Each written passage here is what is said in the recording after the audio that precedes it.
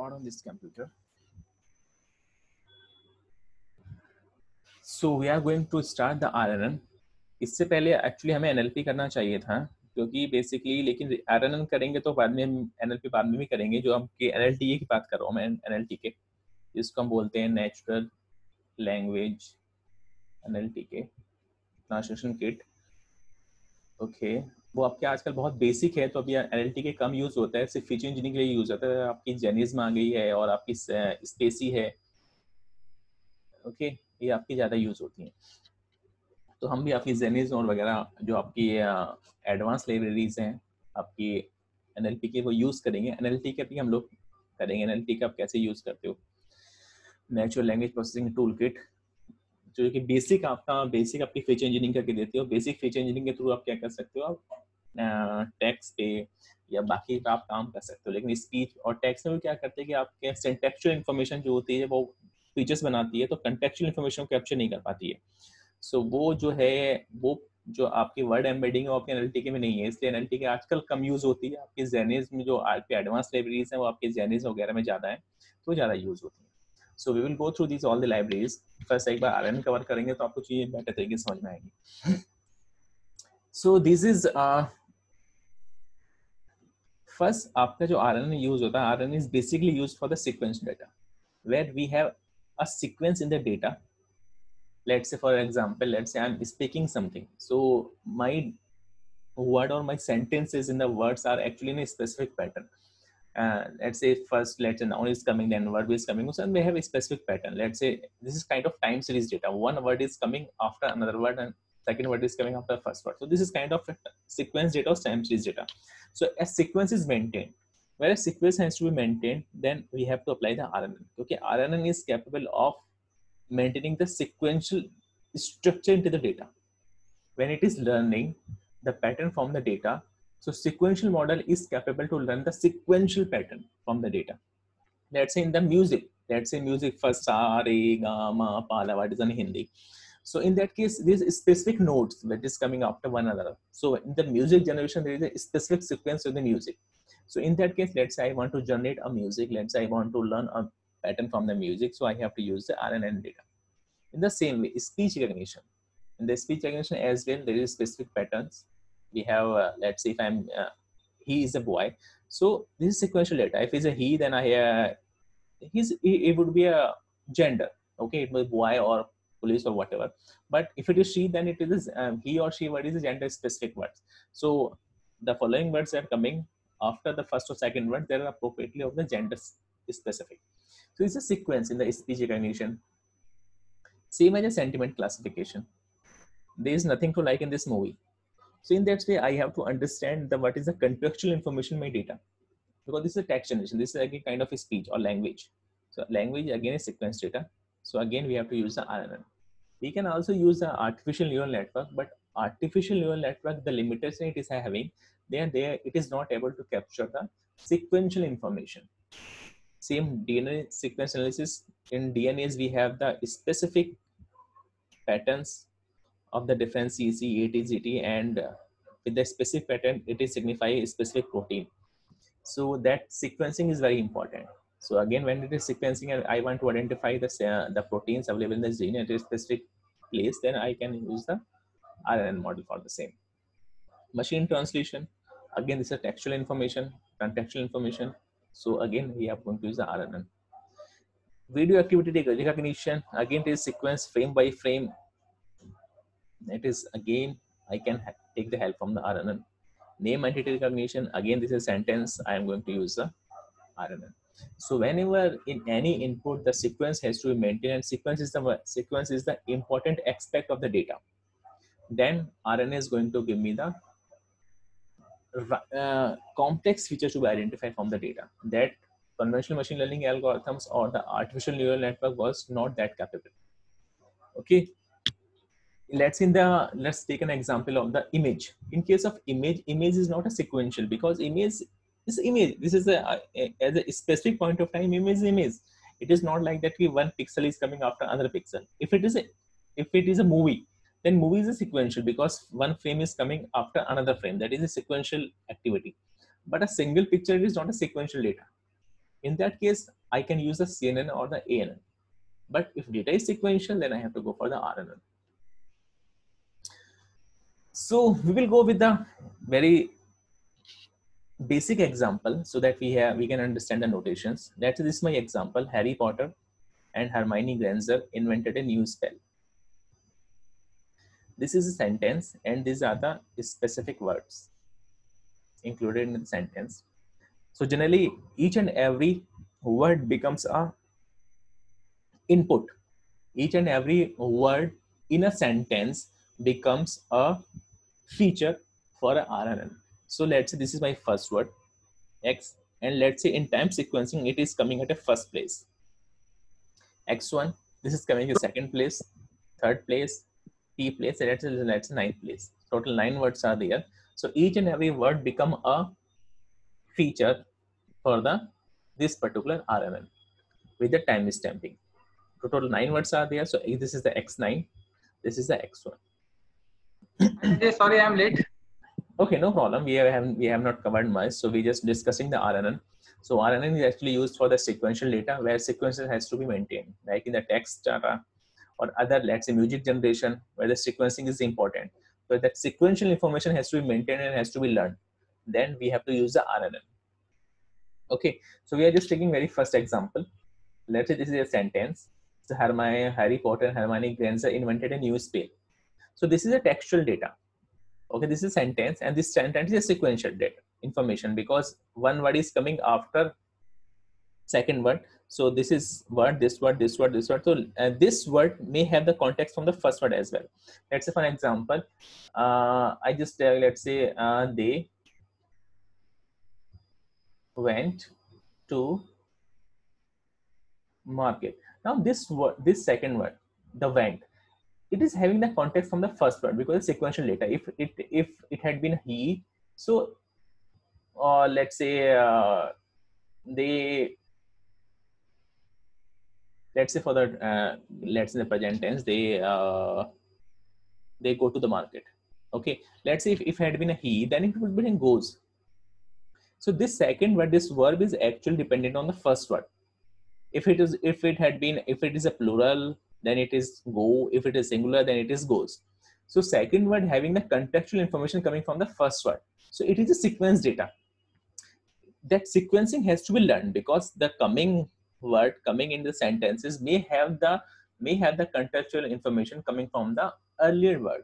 So it is a sequencing. That sequence has to be maintained and it has to be learned.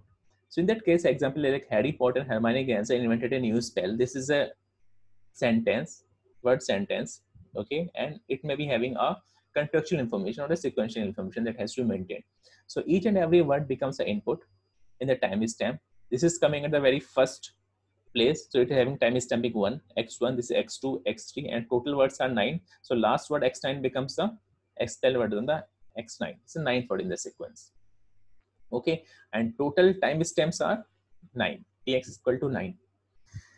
For let's say my problem is I need to identify the, let's say, gender. I want to identify the gender. If there is any, or you can say name entity recognition problem is there. If there is any name in this sentence, so I can find out there are 4 words which are actually representing the name: Harry, Potter, Hermione, and Granger. These 4 are actually the name.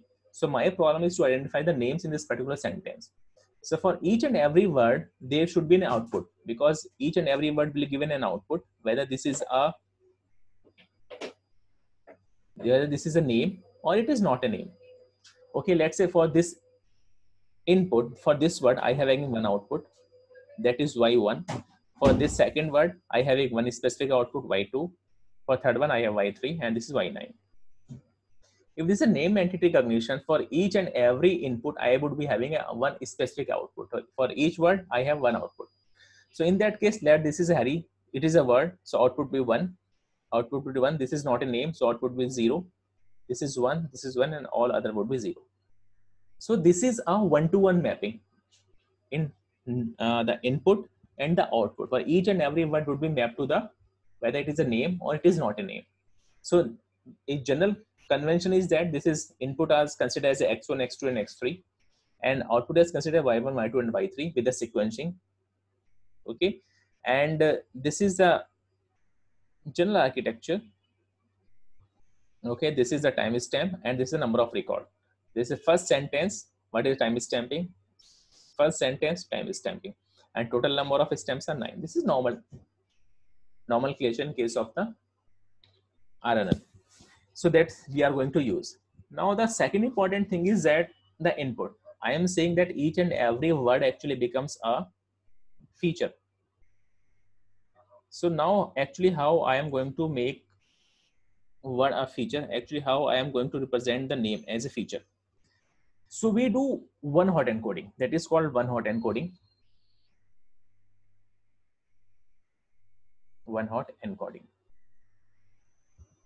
Let's say for example, the most frequently used words are, let's say 10,000 words are there, which are most frequently used in a literature kind of thing. Let's say in a Shakespeare literature, or let's say in this Harry Potter novels, 10,000 words are the most frequently used. Or let's say 10,000 words, or let's say 10,000 words are the total words which are actually used. Different total 10,000 different words are used in all the novels in Harry Potter. So I'm going to make a dictionary of 10,000 words. So this is a dictionary. I am going to create a dictionary for all the 10,000 different words used in the Harry Potter novels. So let's say start from the A and it is finishes with the Zulu. Zulu is the last word. They are actually sorted like the dictionary. The first word is at, let's say, in the 1 position. Second word is second position, and this is 61st position. Let's say Potter is 6830 position. Let's say Hermione is 4075 position, and it has 0 is a 10,000 position. Okay, so this dictionary I have created of the 10,000 words. Okay, now how I'm actually going to make the one hot representation of the word. Let's say I want to represent the word Harry. Okay, so I am going to represent it as an array, or you can say a vector. So this is a vector of with the how many rows? 10,000 rows and a single column. Okay, 10,000 into 1. So what is the position of the Harry in the dictionary? It is position is 4075. So at the 4075 place, it is marked as a 1 and all the places are a 0. Just like one hot encoding we were doing in the machine learning. So all other places are 0 and this place is only the 1. So this is the one hot encoding for the Harry. Let's say Potter. Potter is coming with 6830. So 6830 position is 1. Rest all the positions are 0. Same for Hermione, for Jagan. For each and every word, all the 9 words are represented as a one hot encoding using my vocabulary dictionary. So this is a one hot coding representation of all the words that we are going to use in RNN as of now. Until we reach at particular point, then we will doing the word encoding. As of now, we are doing the one hot encoding. So in this today lecture, we are going to one hot encoding for all the examples. So this is clear, Neha, Nadeem, one hot encoding of the words. Yes, sir. Okay. Okay. Yeah. So in recurrent neural network, we have seen what is the problem with the artificial neural network or the CNN. Input and output can be different lengths. And you can see CNN में आपने challenge देखा था कि if I am going to train a model, so input should always remain the same. I cannot change the input because otherwise my input layer has to be changed each and every time. So my input size always should be the same, whether it is an ANN or it is a CNN. But in case of when I am working on NLP, I am working on the text, then my sentences could be on the different sizes. Let's say he goes, or the two words only. He goes and buys some food. So this is a 5-word sentence. So in that case, text, my input is actually not the same because each and every word becomes an input. So my input size is varying for each and every sentences. So this was a first particular problem with the normal neural network. My input size is varying. That what I can do, what simple thing I can do, let's say I fix the size. Let's say normal ANN का size मैंने let's say 100 fix कर दिया. Each and every word becomes a input. Let's say if any sentence is coming for let's say 7 words only, तो बाकी के words को मैं क्या करूँगा, 0 से padding कर दूँगा. That could be one of the approach, क्योंकि जनरली आपको पता है कि 100 से बड़ा कोई सेंटेंस आपके पास आएगा नहीं. सो उससे हमेशा उससे कम ही आएंगे. अगर एक अप्रोच ये है कि जितने वर्ड्स आपके पास आते हैं that you just fill up with the words, rest you can just fill padding with a 0. But again that is not an appropriate approach because you are adding you are adding very sparse information. Actually this is going to make your model complex and actually you are not getting much information out of that. So इसका this is, मतलब ये feature dependent नहीं है। yes, feature dependent नहीं है, क्योंकि ये है कि आपका बेसिकली इनपुट हर बार चेंज हो रहा है नदीम। इनपुट चेंज होगा तो आपको हर बार इनपुट की लेयर चेंज करनी पड़ेगी, बट कैसे चेंज करोगे उसको हर बार? आप नहीं कर सकते ना। आपको उसको हमेशा, आपको याद होगा एएनएन में या सीएनएन में आपकी इनपुट का साइज हमेशा फिक्स रहता था। आप ऐसा नहीं कि आपने एक सीएनएन डिजाइन कर लिया आपने लेक्चर 745 पे, ओके, और फिर आप उस पे क्या कर रहे हो कि सर 745 या फिर डायमेंशंस जो होती हैं उसकी, उसकी जो डायमेंशन है हाइट क्रॉस विड्थ सेम ही होती है। वो आपका जब भी आप मॉडल ट्रेन करोगे तो सारी इमेजेस आपकी सेम साइज की होनी चाहिए। आपका, आप जैसे कि आप लेट्स से कोई रिग्रेशन की क्लासिफिकेशन की प्रॉब्लम है तो आपका इनपुट जिस डाटा पर आप ट्रेन करो सारा सेम साइज का होना चाहिए। अब लेट्स से मुझे मेरी नेम एंटिटी रिकॉग्निशन की प्रॉब्लम है, ओके, इसमें let's say Harry Potter and Hermione Granger invented news, पहले एक सेंटेंस ही है, दो सेंटेंस लेके से लिया आ गया Ram was God, Ram is a God. अब नाउ देखिए फोर्थ सेंटेंस का एक वर्ड है लेकिन राम इसमें एक नेम है। अब उसमें पहला सेंटेंस आपका 9 का था, ये आपका सिर्फ 5 का आ गया। अब आपका इनपुट चेंज हो गया, इनपुट साइज चेंज हो गया, आप कैसे मॉडल को ट्रेन करोगे? क्योंकि मॉडल ट्रेन करने का आपका इनपुट साइज आपका सेम होना चाहिए, you can not change the input size. तो उस केस में एक तरीका तो ये है कि आप इनपुट साइज फिक्स कर दो 100 का, कि मैक्सिमम आपका जो सेंटेंस होगा 100 का होगा। 100 भी बहुत ज्यादा, लेट से आपने 100 लेके लेट से उसको आपको 20 ले लिया, 20 साइज का आपका इनपुट होगा। वो सेंटेंस जो अगर स्मॉल आता है तो बाकी का जो वर्ड होगा उसको पैडिंग कर दोगे 0 से, फर्स्ट वर्ड आ गया, सेकंड थर्ड सेकंड, बाकी सब 0 पे ऐड कर दोगे आप।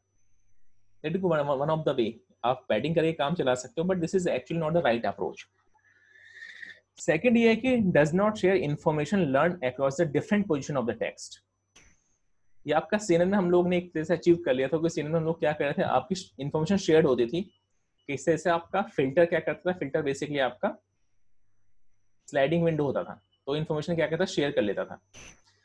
लेकिन आपके अगर नॉर्मल एएनएन अगर मैं यूज करूंगा तो उसमें अगेन ये प्रॉब्लम है कि आपका अक्रॉस द न्यूरॉन आपकी इंफॉर्मेशन शेयर नहीं होती है। लेट्स से मेरे, अगर मैं नॉर्मल एएनएन यूज करूंगा, लेट्स से यहाँ पे मेरा पहला वर्ड गया हरमाइनी, और लेट्स से मैं गया ही, तो यहाँ पे गया गोज, देन टू स्कूल। अब ये दोनों ही और गोज दोनों अलग अलग न्यूरॉन्स के पास जा रहे हैं, इनके आपस में कोई रिलेशन नहीं है एक तरीके से, they are not sharing the information. तो गोज को ये गोज आएगा या गो आएगा, actually they are not sharing the information, तो को कंटेक्चुअल इंफॉर्मेशन आपस में शेयर नहीं कर पा रहे हैं। वो टाइम सीक्वेंस में ऐसा नहीं कि जो गोज वर्ड अगर मैं प्रेडिक्ट करना चाहूंगा तो मुझे ही से कोई इंफॉर्मेशन मेरे पास आ रही है। सो वो इंफॉर्मेशन शेयरिंग आपस में नहीं होती, जो कि सीक्वेंशियल जो आपका इनपुट है उसमें बहुत ज्यादा इंपॉर्टेंट है। So that is one more expect कि आपका सीक्वेंशियल डेटा के लिए आपका नॉर्मल एएनएन आपका काम नहीं करता है।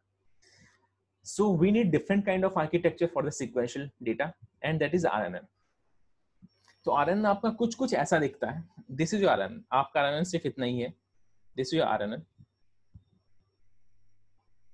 Recurrent neural network. तो एक चीज पूछनी है, आपने हमें कहा कि वहां पे इंफॉर्मेशन शेयर नहीं होती, बट जब आप बनाओगे पीछे एएनएन तो जो आप बीच में उसके न्यूरॉन्स बनाओगे तो उसमें जब एक्टिवेशन फंक्शन वगैरह लगेगा, ये जो बीच में एक लाइन है जहाँ पे आपका पेन है उसके तो वहां पे तो फिर जब एक्टिवेशन फंक्शन वगैरह लगेगा तो मतलब कुछ तो इंफॉर्मेशन उनके बीच में आएगा। लेकिन अगर आप देखो तो एक सिंगल लेयर पे, अगर आप देखोगे एक सिंगल लेयर पे आपके न्यूरॉन्स आपस में इंटरेक्ट नहीं करते हैं। एक सिंगल लेयर में आपका कोई भी न्यूरॉन आपका इंटरेक्शन नहीं करता है, आपके वो सब इंडिपेंडेंटली काम करते हैं ना, इंडिपेंडेंटली काम करते हैं। So they are working independently. So उस केस में अब मेरे पास क्या है कि मुझे each and every word देना है, he goes to the school, ठीक है। अब मुझे लेट्स से इसको प्रेडिक्ट करना है कि let's say he goes to the school, मुझे प्रेडिक्ट करना है कि बेसिकली इसमें कोई नेम है कि नहीं है। अब मैंने he goes जब हमारा पहले डेटा आता था जो एएनएन पे, उसमें ऐसा कुछ डिपेंडेंसी नहीं थी ना पिछले वर्ड पे, ऐसा कुछ टाइम सीरीज टाइप का सीक्वेंशियल डेटा नहीं आता था। वो सीक्वेंशियल डेटा नहीं था कि अब उसमें इंटरेक्शन नहीं भी होती थी न्यूरॉन्स के बीच में तो चलता था, लेकिन यहाँ पे क्योंकि टाइम सीक्वेंशियल डेटा की एक इन्फॉर्मेशन आपकी दूसरी इन्फॉर्मेशन के बाद आ रही है। अब एक दूसरा चैलेंज ये भी है, let's say he goes to school. अब लेट्स से मुझे अब आप लेट्स से चैट का एग्जांपल लो, या मेरे आगे उसमें एनएलपी कैसे काम करती है, लेट्स से मैं फॉर एग्जांपल ग्रामेटिकल चेक भी निकालना है, एरर भी निकालना है, या मुझे जीमेल में कोई सेंटेंस लिखता हूं तो आगे के वर्ड्स को प्रेडिक्ट कर देता है, तो बाकी के वर्ड्स पहले वर्ड के बाद में आ रहे हैं, वो इनपुट पहुंच गया ही नहीं। जब गया ही नहीं तो उसे प्रेडिक्ट कैसे कर सकता हूं, क्योंकि सारा इनपुट मेरा एक साथ नहीं आ रहा, सीक्वेंस में आ रहा है।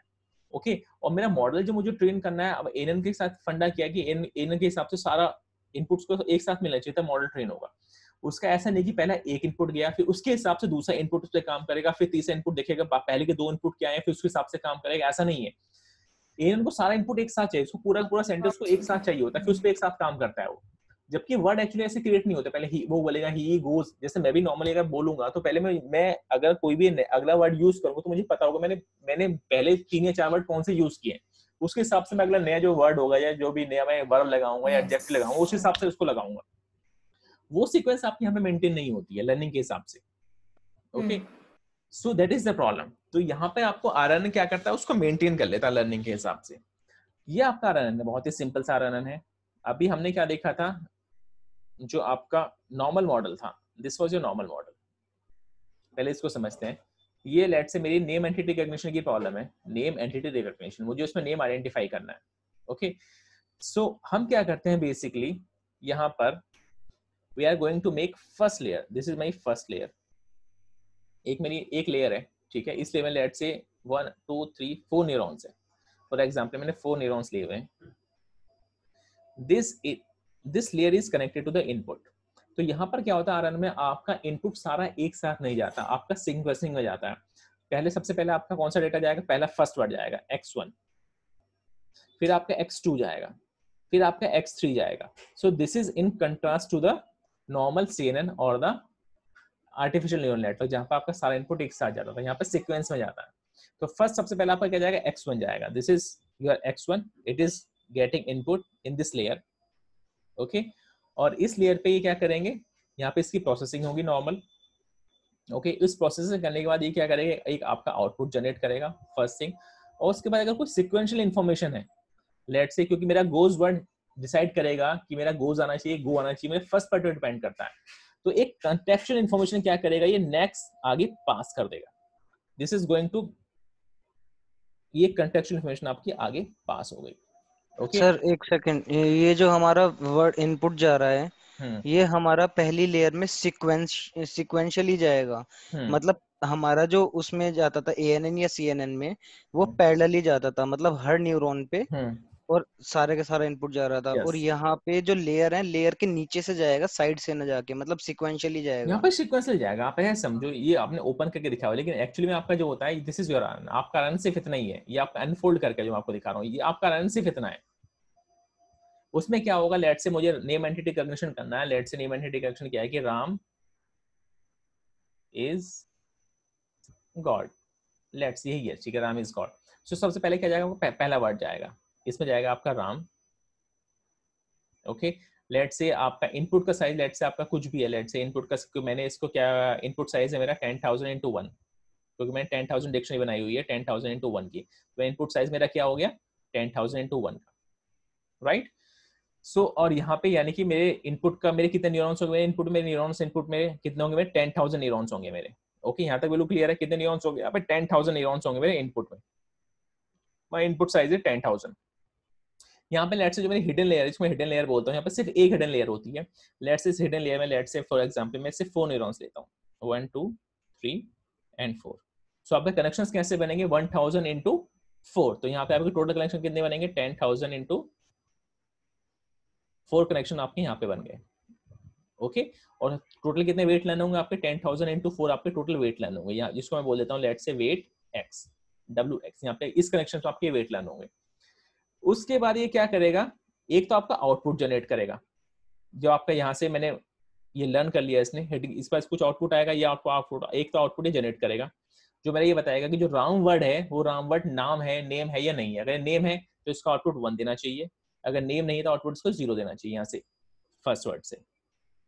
ओके, और एक सर, ये 1000 into 1 नीचे से आप यहाँ से क्यों सेंड कर रहे हो ये, कहीं जब से, वो वहाँ, हाँ आप इधर से राम तो सिर्फ एक जाएगा ना अंदर, ये हाँ 1000 into 1 क्यों गए यहीं पीछे आपने इधर से, राम को जब वो बाद में रिप्रेजेंट, कंपेयर होगा डिक्शनरी से, पूरी डिक्शनरी बनी होगी जो उसमें जाएगा, जब राम, तब कंपेयर होगा कि राम डिक्शनरी में कहाँ है और उसका क्या एग्जिस्टेंस वन है। हॉट एनकोडिंग लगा के फिर इनपुट देंगे ना नया।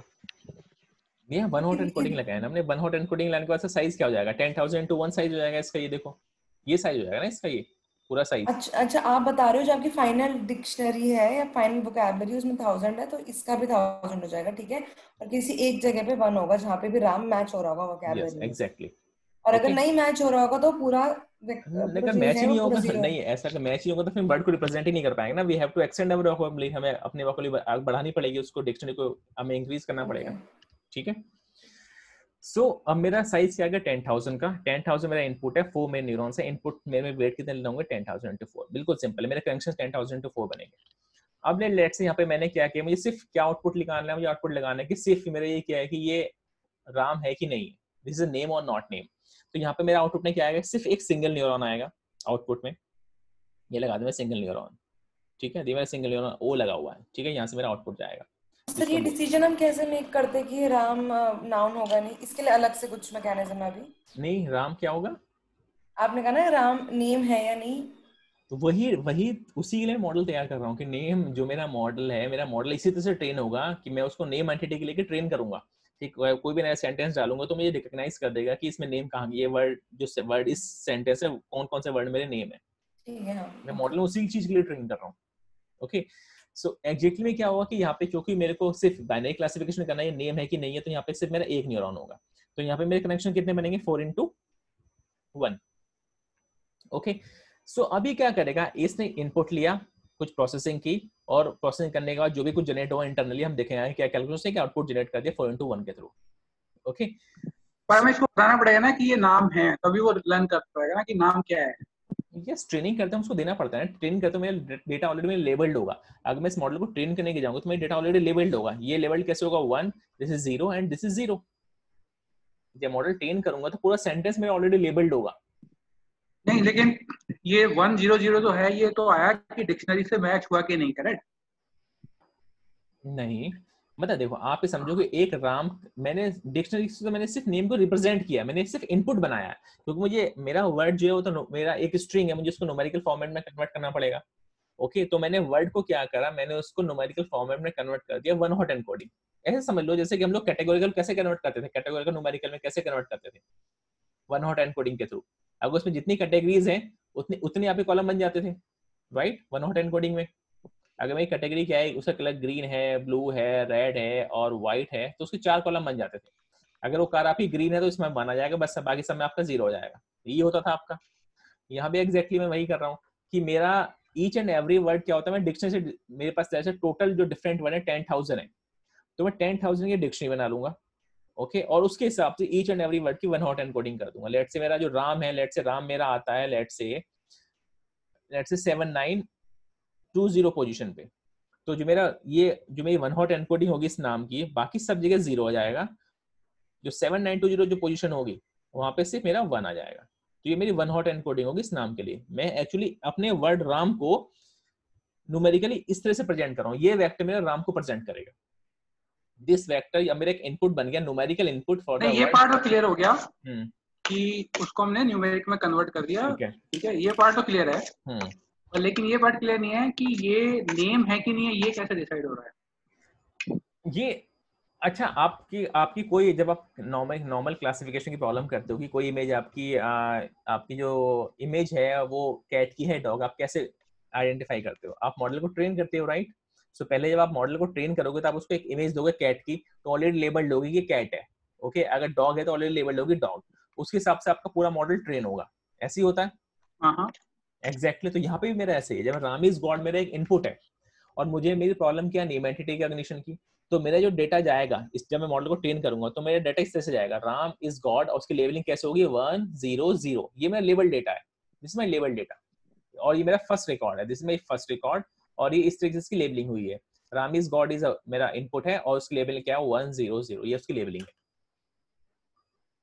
क्योंकि राम एक क्योंकि ईच एंड एवरी वर्ड को मुझे क्लासिफाई करना है कि वो नेम है कि नहीं, तो ईच एंड एवरी वर्ड की कॉरस्पॉन्डिंग मेरा क्या होगा, एक आउटपुट आएगा, और वो क्या होगा, बाइनरी क्लासिफिकेशन।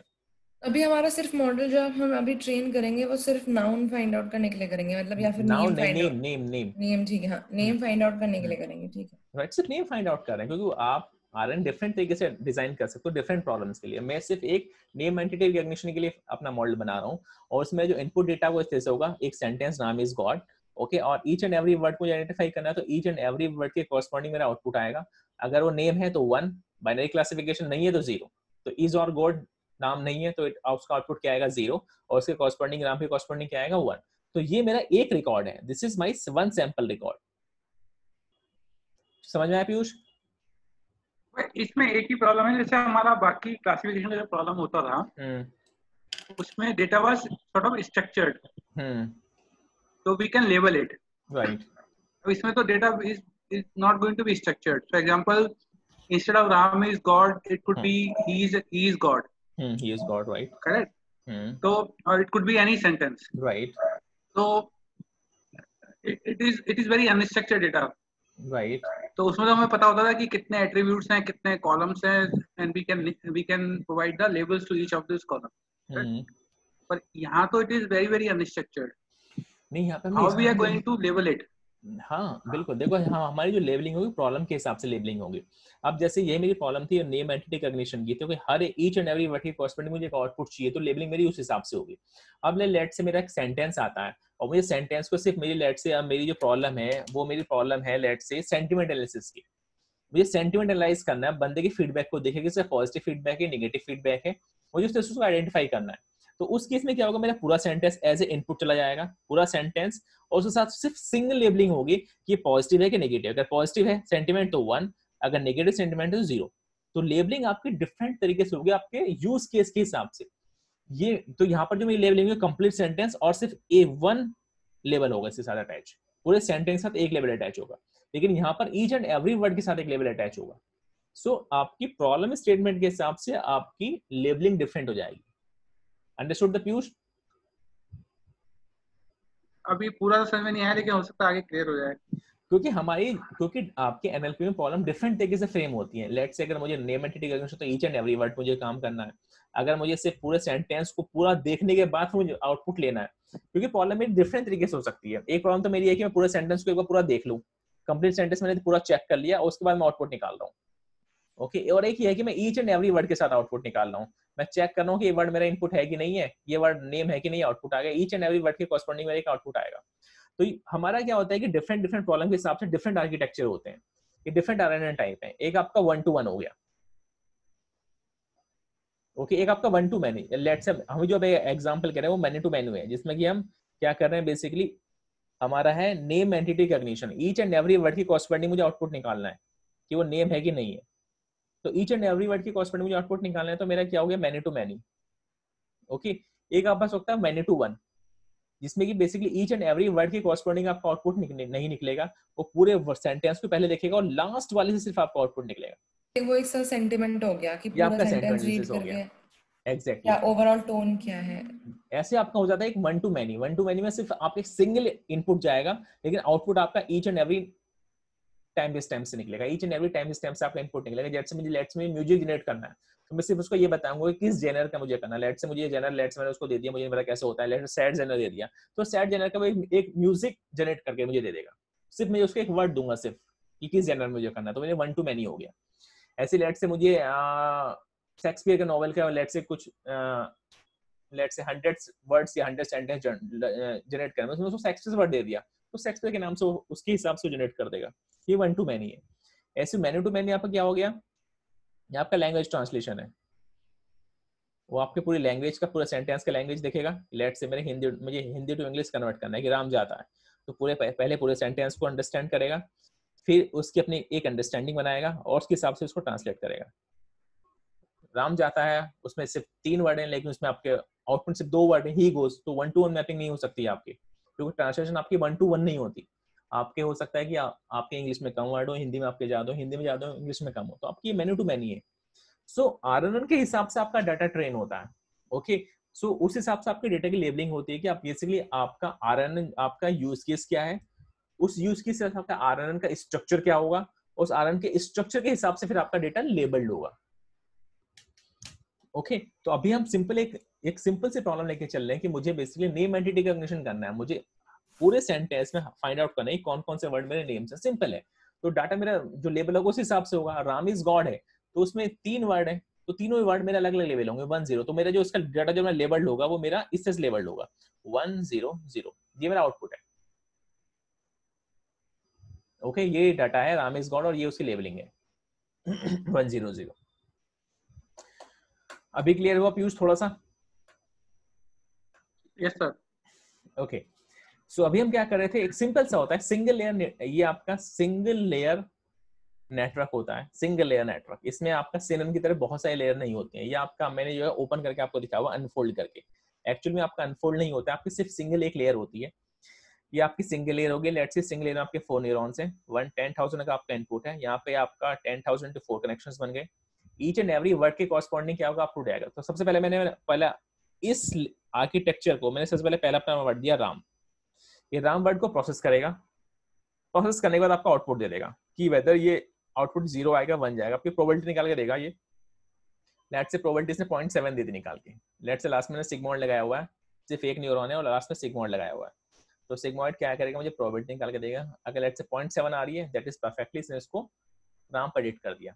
मैं प्रेडिक्शन की बात कर रहा हूँ। अब क्या करेगा, पहला वर्ड चले गया, पहला प्रेडिक्शन आ गया। अभी क्या करेगा, जब मेरा ये क्या कर रहा है, हमेशा ये 2 आउटपुट निकालता है हमेशा। एक आउटपुट आपका प्रेडिक्शन में जाएगा, एक आउटपुट क्या करेगा आपका नेक्स्ट टाइम स्टैम्प को क्या कर जाएगा, सेल्फ लूप कर जाता है। यानी कि राम वर्ड की जो कंटेक्चुअल इंफॉर्मेशन थी वो आपके नेक्स्ट वर्ड के टाइम में वो काम आ जाएगी। तो इसने क्या किया, 2 आउटपुट निकालता है। ये एक आउटपुट जाएगा आपका ये आउटपुट जनरेट करने के लिए है कि नहीं है, और एक जाएगा आपका सेल्फ लूप हो जाता है। तो जब दूसरा वर्ड मेरा आएगा, दूसरा कौन सा मेरा इज, तो इस वर्ड को कैलकुलेट करने में 2 इन्फॉर्मेशन यूज करेगा वो। एक तो ये इज वर्ड और एक जो सेल्फ लूप में इन्फॉर्मेशन आएगी, इसको दोनों को यूज करेगा और उसके हिसाब से फिर क्या करेगा, फाइनल आउटपुट आपका निकालेगा। तो फाइनल आउटपुट जनरेशन में आपकी 2 इन्फॉर्मेशन यूज हो रही है, एक तो आपकी करंट वर्ड और एक आपको जो पुराने वर्ड के थ्रू जो आपकी कंटेक्चुअल इन्फॉर्मेशन आपकी कैरी होकर आ रही है वो उसको यूज करेगा।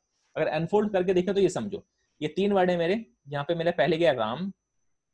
ओके, ये आपका कंटेक्चुअल इन्फॉर्मेशन स्टार्टिंग में कोई लेफ्ट, इससे पहले कोई वर्ड ही नहीं है, तो यहाँ से स्टार्टिंग में 0 जाएगा, 0 इन्फॉर्मेशन जा रही है। यहाँ से आपका राम वर्ड गया पहले, राम वर्ड, ठीक है। ये आपका 10,000 साइज का है, 10K, ये आपका 4 साइज का है। तो 10K into 4 आपके कनेक्शंस बन गए यहाँ पे। तो जब ये यहाँ पे क्या करेगा, आउटपुट जनरेट करेगा। पहले तो ये दोनों इन्फॉर्मेशन यूज करके, कौन सी राम वर्ड की इन्फॉर्मेशन है 0, ये फिलहाल 0 है, तो यहाँ से कोई कंटेक्चुअल इन्फॉर्मेशन नहीं आ रही है लेफ्ट साइड से, तो आपका आउटपुट जनरेट कर देगा। यहाँ पे आपका आउटपुट आ गया सिग्मा वर्ड फंक्शन यूज करके। अब फिर सेकंड वर्ड आएगा टाइम स्टैम्प में। ये बेसिकली आप देखोगे तो ये कौन से डायमेंशन में है, ये टाइम वाले डायमेंशन में आपका नेक्स्ट डेटा है, ठीक है ना। आप ऐसे मत समझो कि ये आपकी लेयर्स बनी हुई है, लेयर्स नहीं है, ये नेक्स्ट टाइम स्टैम्प है। This is next time stamp. Okay, तो नेक्स्ट टाइम स्टैम्प में आपका let's say next time stamp में आपका दूसरा वर्ड आया इज। ओके, तो इसके बाद अब एक इन्फॉर्मेशन इज की आ रही है और एक ये कंटेक्चुअल इन्फॉर्मेशन आ गई इधर से सेल्फ लूपिंग करके। ओके, अब ये क्या करेगा, जो आउटपुट जनरेट करेगा वो 2 चीज यूज करके बनाएगा, इसको भी और एक कंटेक्चुअल इन्फॉर्मेशन। दोनों वर्ड, दोनों इन्फॉर्मेशन को यूज करके फिर आपका आउटपुट आएगा और दोनों को यूज करके क्या करेगा ये, अब दोनों की कंबाइंड कंटेक्चुअल इन्फॉर्मेशन आपके आगे चली जाएगी। इसमें आपके राम और इज दोनों के कंपोजिट कंटेक्चुअल इन्फॉर्मेशन तीसरे वर्ड को मिल जाएगी। ये थर्ड वर्ड आ गया मेरा गॉड। सर इसमें जब सेकंड टाइम आएगा राम इज, तो राम 1 है, इज 0 है, तो टोटल प्रेडिक्शन इसकी जो ओटी निकलेगी वो कैसे कंप्यूट होगी, क्योंकि इसमें से एक वर्ड नेम है और दूसरा नहीं है। हाँ ठीक है, लेट्स से राम इज गॉड है, लेट्स से अगर मेरा मॉडल परफेक्टली काम करे उसको आउटपुट क्या देना चाहिए, 1 0 0। परफेक्ट, एकदम परफेक्ट काम कर रहा है तो ये उसका आउटपुट होना चाहिए, राइट?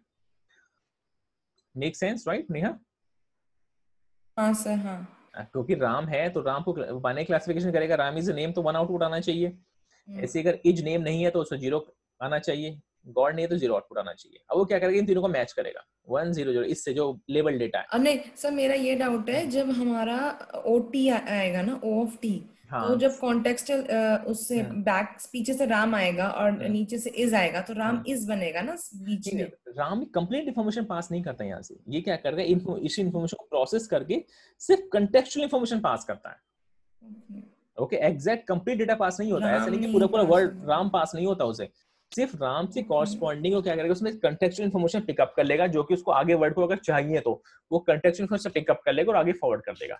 तो सर ये जो इन्फॉर्मेशन है कैसे दिखती है, मतलब आज तक देखी नहीं, मतलब क्या होती है? वो भी देखेंगे कि वो एक्चुअली में आपकी कैलकुलेशन कैसे होती है, कंटेक्चुअल इन्फॉर्मेशन कैसे कैलकुलेशन जाती है। अच्छा ठीक है, वो भी देखेंगे। वो कैलकुलेशन होती है आपकी कि बेसिकली आपकी आपकी जो आगे जो कंटेक्चुअल इन्फॉर्मेशन कैसे जनरेट करता है ये, और आपका आउटपुट कैसे जनरेट करता है, वो आगे हम कैलकुलेशन देखेंगे। अब ये समझो कि कंटेक्चुअल इन्फॉर्मेशन जनरेट करके आगे भेज देता है। ठीक है। तो अब यहाँ पर जो आ रहा होगा ये थर्ड टाइम स्टैम्प पे थर्ड वर्ड आपका आया, उसमें आपके पास दोनों वर्ड की कंटेक्चुअल इन्फॉर्मेशन, राम की भी है और इच की भी है। ओके, राम की भी है और इच की भी है। तो ये राम इस कंटेक्चुअल इन्फॉर्मेशन को यूज करेगा और इस गॉड को भी यूज करेगा, और दोनों को यूज करके फाइनल आपको आउटपुट दे देगा।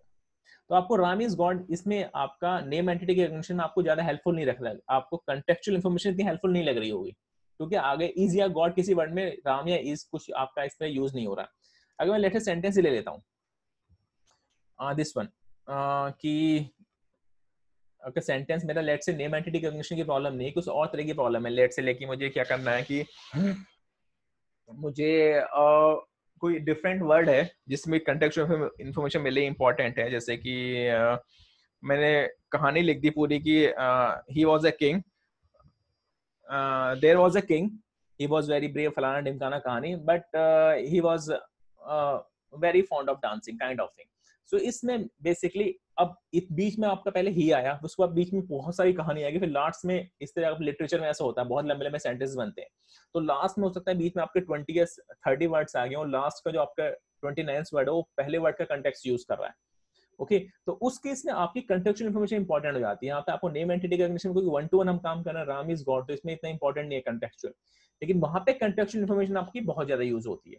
तो उस केस में वहां पे आपकी कंटेक्चुअल इन्फॉर्मेशन जो आपके यहाँ से पास हो रही है वो आपका लास्ट वर्ड यूज कर लेगा, जब उसे बताना होगा कि एक्चुअली ही वॉच डांसिंग करना है, उसको इसको वर्ड नहीं करना है। तो वॉच वर्ड लिखने के लिए बेसिकली क्या यूज करेगा, जो बीच का कंटेक्स्ट है उसको फर्स्ट वर्ड से आपको पास होते होते लास्ट तक पहुंचेगा, वो उस कंटेक्चुअल इन्फॉर्मेशन को यूज करके वहां पे वॉच लगाएगा, वर्ड नहीं लगाएगा। ओके, तो वो आपकी कंटेक्चुअल इन्फॉर्मेशन उसने कैरी कर ली। अब जैसे ये सेंटेंस लेते हैं, इसने कहा he said teddy Roosevelt was a great president. Okay, और अब इस केस में क्या है, और जैसे अब दूसरा है he said teddy bear was on sale. अब दोनों सेंटेंसेस हैं। अब इस पहले सेंटेंस में मुझे let's say name entity recognition करना है, teddy Roosevelt was a great president. अब इस केस में टेडी या रूजवेल्ट उसको तो नहीं पता है कि ये बेसिकली ये नाम है कि नहीं है, उसको कहां वो उसकी इन्फॉर्मेशन आप देखोगे तो बैकवर्ड फ्लो कर रही है। प्रेसिडेंट, ये प्रेसिडेंट वर्ड से वो समझ जाएगा कि बेसिकली ये मैं टेडी की बात करूं, टेडी बियर नहीं है, एक्चुअली टेडी रूजवेल्ट को नाम होना चाहिए। ओके, तो ये आपकी बैकवर्ड इन्फॉर्मेशन फ्लो कर रही है।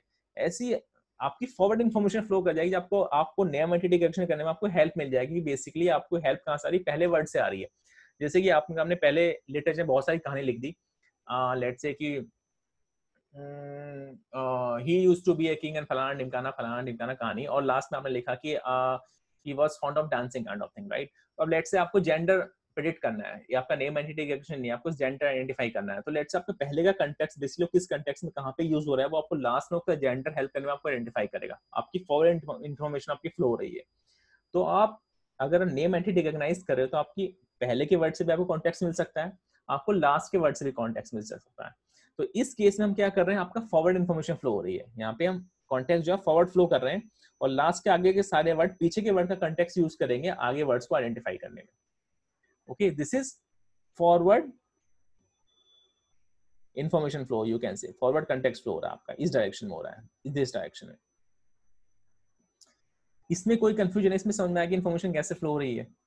इसका अगर हम अब एक्चुअल देखेंगे तो आपका ये ऐसे काम करता है। ये एक्चुअली में ये वही जो हम अभी देखा, सेम, एवरीथिंग इज सेम। तो यहाँ पे कहाँ पे वेट लर्न होते हैं आपके वेट कहाँ पे लर्न होंगे, आपका फर्स्ट डाटा गया, फर्स्ट रिकॉर्ड, यहाँ पे आपके वेट लर्न होंगे WA, जिसको हम WAX बोल देते हैं। ओके, एक वेट आपके कहाँ लर्न होंगे, यहाँ पे लर्न होंगे WAA, एक वेट आपके कहाँ पे लर्न होंगे WYA। 3 वेट लर्न हो रहे हैं।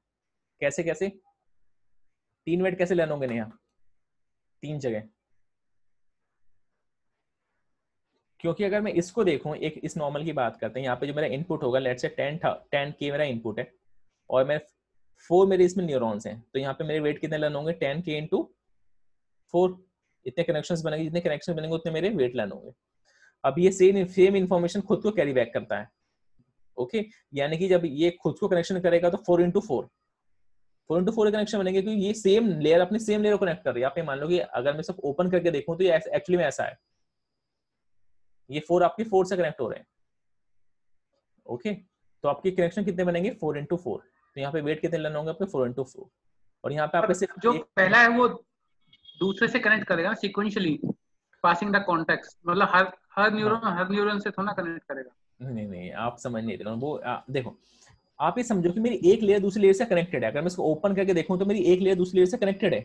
ओके, मेरी एक लेयर, अगर मैं इसको टाइम सीक्वेंस में ना मान के चलो तो मेरी एक लेयर दूसरी लेयर से कनेक्टेड है बेसिकली, ये मान के चलो this layer is connected to this layer. Okay, अब जब दो मेरी लेयर कनेक्टेड होती है तो उसमें पिछली लेयर का सारा जो न्यूरॉन का आउटपुट आता है वो नेक्स्ट न्यूरॉन के सारे इनपुट लेयर को मिलता है। वो इस इनपुट इसको मिलेगा, इसको मिलेगा, इसको मिलेगा, इसको मिलेगा। ऐसे इनन में कनेक्शन होते हैं ना, इनन में हम कनेक्शन इस तरह करते हैं, तो लेयर के कनेक्शन ऐसे ही होते हैं। तो यहाँ पे आपके कनेक्शन ऐसे ही बनेंगे।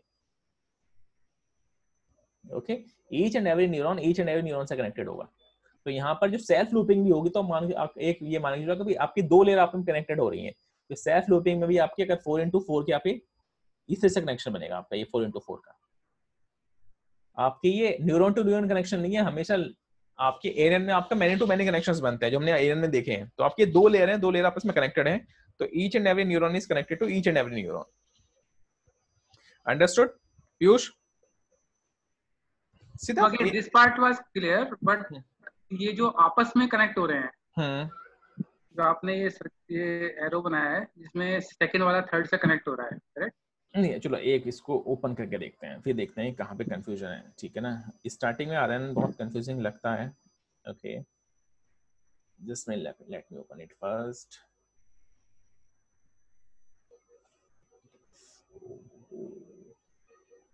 जनरल क्या करूं उसका मैं?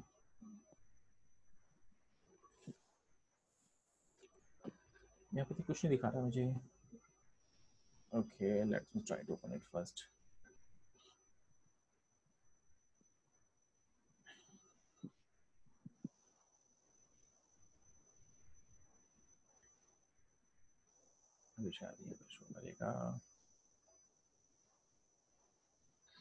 ओके,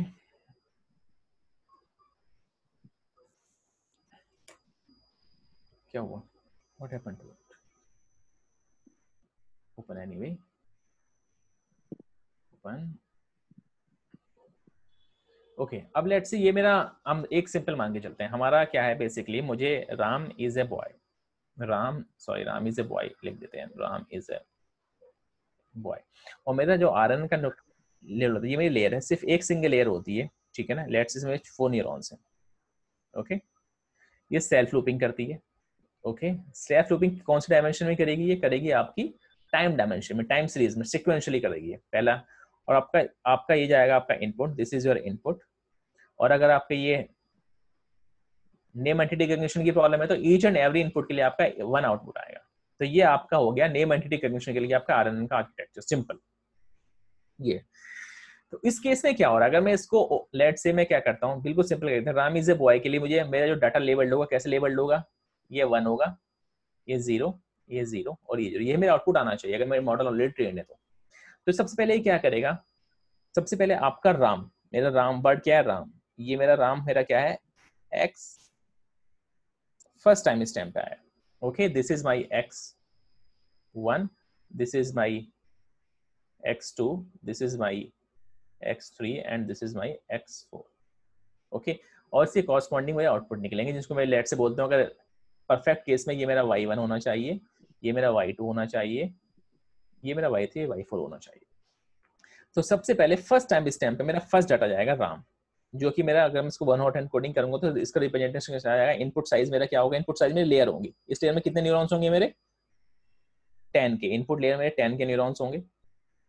ओके, और ये किससे कनेक्टेड है? इस लेयर से। तो अगर आप इसको सोचो तो आपका ऐसे ही 10 के डाटा हो गया, 10 के, और ये 4 न्यूरॉन से कनेक्टेड है। तो टोटल कितने कनेक्शन हो गए आपके यहाँ पे? 10 into 4, राइट?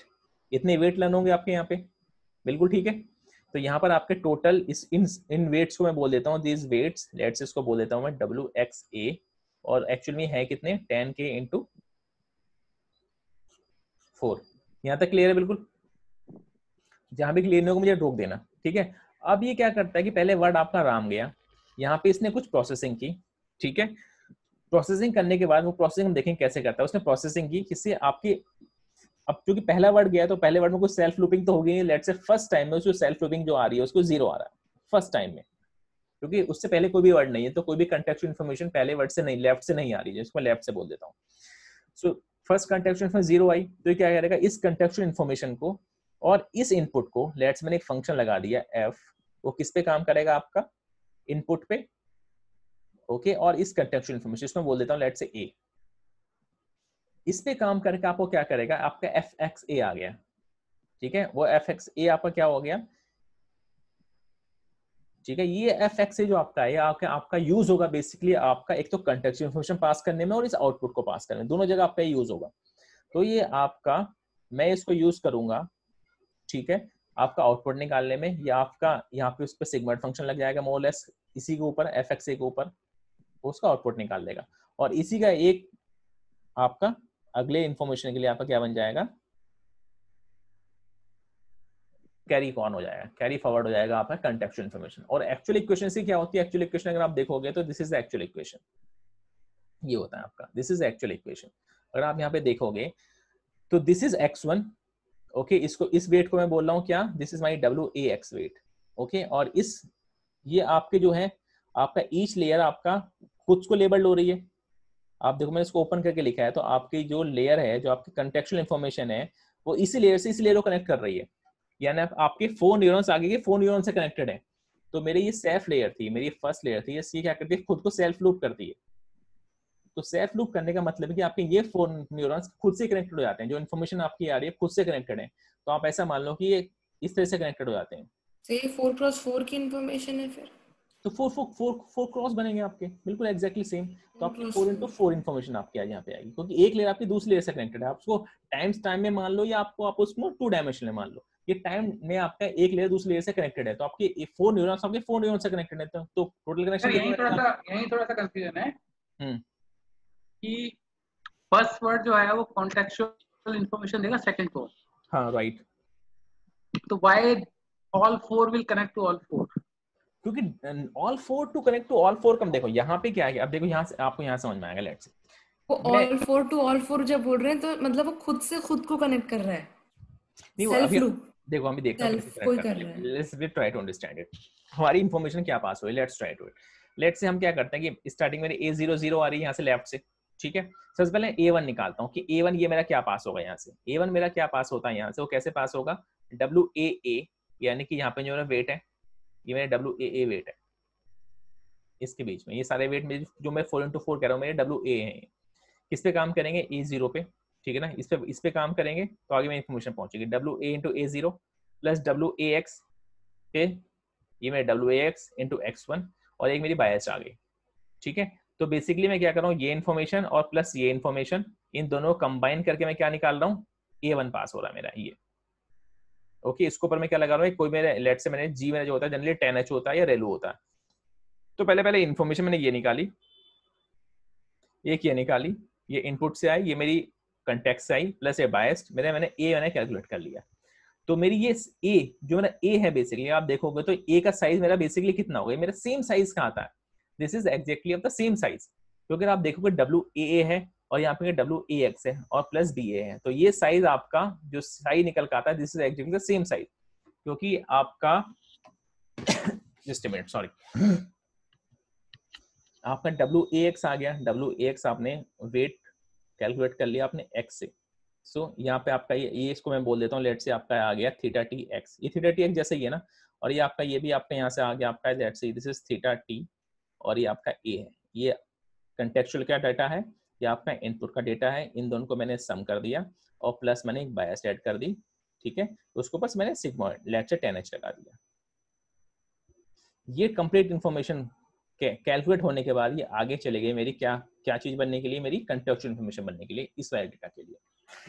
अभी मेरी कंटेक्चुअल इन्फॉर्मेशन मेरी कहां से आ रही है, मेरी आ रही है θTA से A और θTx से। अब ये जो मेरा डेटा है, ये आप अगर इस डेटा को मेरा देखोगे, दिस वन, ये मेरा क्या आया कैलकुलेट हो गया। अब देखोगे ये भी मेरा किससे कनेक्टेड है, ये 1000 मेरे इससे कनेक्टेड है। और ये क्या करता है कि इसका जो A का साइज होता है, ये सेम लेयर सेम को लूप करती है। अगर सेम को लूप करेगी तो आपका साइज आपका सेम रहेगा, क्योंकि मेरा ये सेल्फ लूपिंग करती है। तो इसका मान लो कि मैं बहुत सारी लेयर आपस में ऐड करता जा रहा हूँ, एक के बाद एक लेयर, एक के बाद एक लेयर, लेकिन सब लेयर का साइज मेरा सेम है, सब लेयर का साइज मेरा एग्जैक्टली सेम है। तो यहाँ से मेरा अब जब मैं कहता हूँ कि मैंने क्या किया, जब मैं ये डाटा मैंने किया 80 जो मेरा निकल के आया है, ठीक है, तो 80 मेरा क्या निकल के आएगा, यहाँ से इनपुट निकलेगा, यहाँ से निकलेगा, यहाँ से निकलेगा, यहाँ से निकलेगा, ये मेरा इनपुट निकलेगा इसके लिए। और ये कैसे कैलकुलेट होंगे, ईच एंड एवरी न्यूरॉन के लिए मेरा कैलकुलेट होगा, ईच एंड एवरी न्यूरॉन के लिए। ये मेरी इन्फॉर्मेशन है, एक्चुअली ये इन्फॉर्मेशन मैंने पूरी मैट्रिक्स फॉर्म में लिखी है। जो मैट्रिक्स फॉर्म बेसिकली मेरी इस पूरी लेयर से मेरा आउटपुट निकलने वाला है, लेकिन वो मेरा इन्फॉर्मेशन अगर मैं मैट्रिक्स फॉर्म से हटाऊं तो ईच एंड एवरी न्यूरॉन से मेरा आउटपुट निकलेगा ये। ओके, और ये कैसे करके सेल्फ लूप करेगा, यानी कि सेकंड लेयर होगी जो भी 4x4 की है उसको कनेक्ट करेगा। ओके, और जब कनेक्ट करेगा तो कनेक्शन कैसे होते हैं आपके, हमेशा कनेक्शन आपके मैन टू मैनी होते हैं, तो आपके मैनी टू मैनी कनेक्शंस होंगे, क्योंकि आपके एक लेयर अगर दूसरी लेयर से कनेक्ट होती है तो हमेशा 1-to-1 कनेक्शंस आपके मैच नहीं करते, हमेशा आपके मैनी टू मैनी होते हैं कि आपके पास नेक्स्ट लेयर के पास आपकी पिछली लेयर के सारे न्यूरॉन्स की इन्फॉर्मेशन जाए, तभी तो फीचर एक्सट्रैक्ट करेगी। अगर वो कुछ भी नहीं करी, एक लेयर से दूसरी लेयर से कनेक्टेड है, तो हर बार आपका सेम इनपुट पास होता चला जाएगा, सेम इनपुट पास, उसमें आप कुछ एड अप ही नहीं कर रहे हो, आप नई फीचर क्रिएट ही नहीं कर पा रहे हो। तो अगर मैं ANN के थ्रू देखूं, अगर ANN में भी मेरे जो कनेक्शंस बनते थे मैनी टू मैनी बनते थे, अब मेरे 1-to-1 बनेंगे तो कोई नई फीचर जनरेट नहीं होगी, वो एक सिंगल ऐसा डाटा फ्लो होता चला जाएगा इन सच ए वे। तो उसमें कुछ भी आपका नेक्स्ट न्यूरॉन आपकी पिछले वाले सारे न्यूरॉन की इन्फॉर्मेशन नहीं लेगा, तो नई फीचर जनरेट ही नहीं कर पाएगा। तो मुझे अगर नई फीचर जनरेट करनी है तो मुझे पिछले वाले लेयर के सारे न्यूरॉन्स की इन्फॉर्मेशन मुझे चाहिए, then I will be able to create the new features. इसलिए आपकी मैनी टू मैनी कनेक्शंस होते हैं आपके आर्टिफिशियल न्यूरल नेटवर्क्स में। एग्जैक्टली सेम तरीके से ये भी आपकी ANN की 2 लेयर है, actually this is 2 layers of ANN। Okay, और जो आपके आपस में कनेक्शन है तो सबके 4x4 कनेक्शन आपके बनेंगे। पीयूष अभी भी कंफ्यूजन है क्या? है तो, लेकिन धीरे धीरे ठीक है, हो जाएगा क्लियर। नहीं, आपको क्लियर है नदीम? मुझे 75% तक क्लियर है, मतलब हाँ। ओके, मुझे एक चीज का बस इसमें ये डाउट है, जैसे जो x1 x2 x3 है, सपोज अगर हम इसको माने राम इज गॉड, तो x1 का तो वो 1000x1k का आ जाएगा। जब हम इसको tan h की इसकी वैल्यू निकाल लेंगे तो A1 कैसे मैट्रिक्स में रिप्रेजेंट होगा, क्योंकि अगर ये ऐड हो रहा है इस तरह से इक्वेशन में, A1 आपका तो इसका भी 1000x1 का ही होगा, इसका भी। A1 एक्चुअली में क्या है, A1 अभी देखो ये सब मैट्रिक्स फॉर्म में कैलकुलेशन होता है, तो आपका जो A1 आएगा वो भी आपका मैट्रिक्स फॉर्म में। इनफैक्ट A1 क्या होगा, आपकी 4 आउटपुट आएंगे, क्योंकि 4 न्यूरॉन तो 4 आउटपुट होंगे।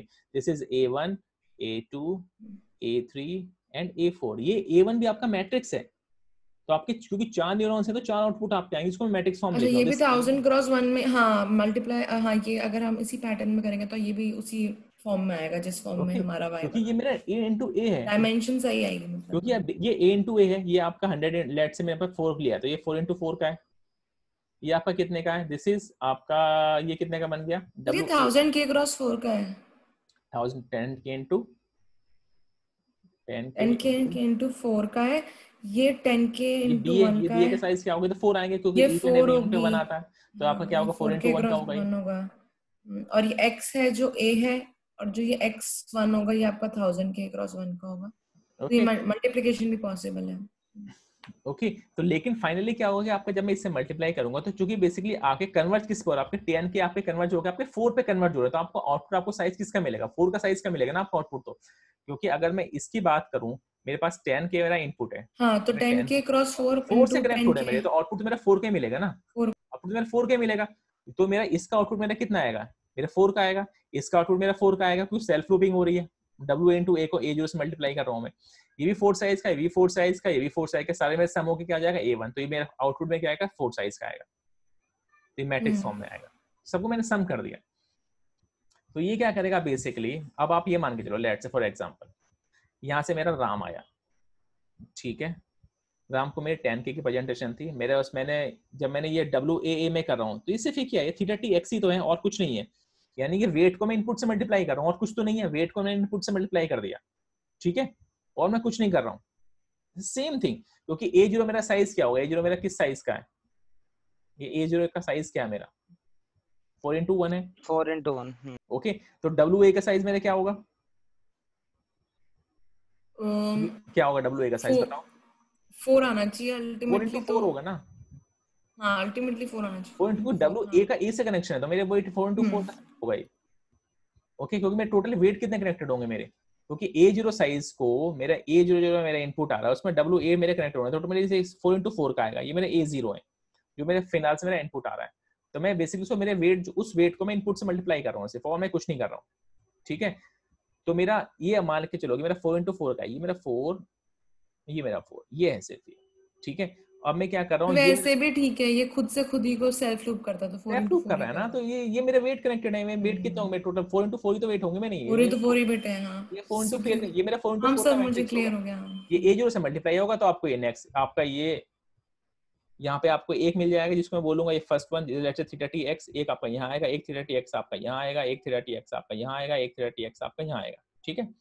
ऐसे यहाँ पे आपका ये आपका 10 के इंटू 4 का मल्टीप्लीकेशन है, ये आपका कितना है डब्ल्यू एक्स कितना होगा इसका 10 के इंटू 4 का मैट्रिक्स होगा आपका ये, ठीक है, वेट का। और ये एक्स का क्या है आपका जो आपके टोटल आ रहे हैं 10 के, ठीक है।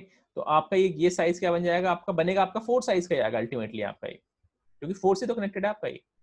तो यहाँ पे आपको एक थीटा टी एक्स मिलेगा, यहाँ पे आपको एक थीटा टी एक्स मिलेगा, यहाँ पे एक थीटा टी एक्स मिलेगा, यहाँ पे आपको थीटा टी एक्स मिलेगा, ठीक है। साइज आपका सेम है, ये ऐड तीनों को मैंने क्योंकि ये भी आपके न्यूमेरिकल डाटा आएगा, ये भी न्यूमेरिकल वैल्यू आएगी, ये भी न्यूमेरिकल वैल्यू आएगी, लेकिन मैट्रिक्स फॉर्म में किसके, इस साइज में, तीनों को मैं ऐड कर दूंगा, उसके ऊपर क्या लगा दूंगा 10h लगा दूंगा, तो मेरा आउटपुट आ जाएगा ये A1 A2 A3 A4, ये आएगा मेरा output each and every neuron के आउटपुट से। समझ में आया नहीं? सर मुझे क्लियर है। ओके तो मेरे पास ये मेरे पास इस लेयर से मेरे क्या होंगे, ये मेरा आउटपुट आ जाएंगे, यानी कि ये न्यूरॉन मेरा क्या निकालेगा A1, ये मेरा न्यूरॉन निकालेगा A2, ये इससे आउटपुट आएगा A3, इससे आएगा आउटपुट A4, जिसको मैं कंप्लीट मैट्रिक्स फॉर्म में A1 बोल देता हूँ, यानी कि फर्स्ट लेयर का आउटपुट, फर्स्ट टाइम स्टैम्प का। ये अब सेल्फ लूपिंग है, यानी कि नेक्स्ट लेयर से 1-to-1 कनेक्शन तो होता नहीं है आपका, ये सब मैनी टू मैनी कनेक्शन होगा। तो यहाँ पे टोटल कितना जाएंगे आपके, कितना जाएगा 4x4 का मैट्रिक्स आपका बनेगा, वही हम यहाँ पे ऐड करते हैं WA। ओके तो ये वेट आपके लर्न होते हैं, या जो कनेक्शंस होंगे आपके लर्न होंगे।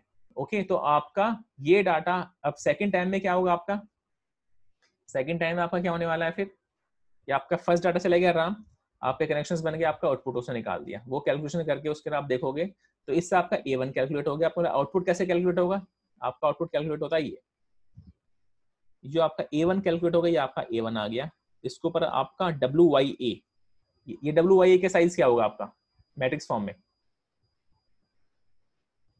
क्योंकि आपके ये वाले वेट हैं ये WYA।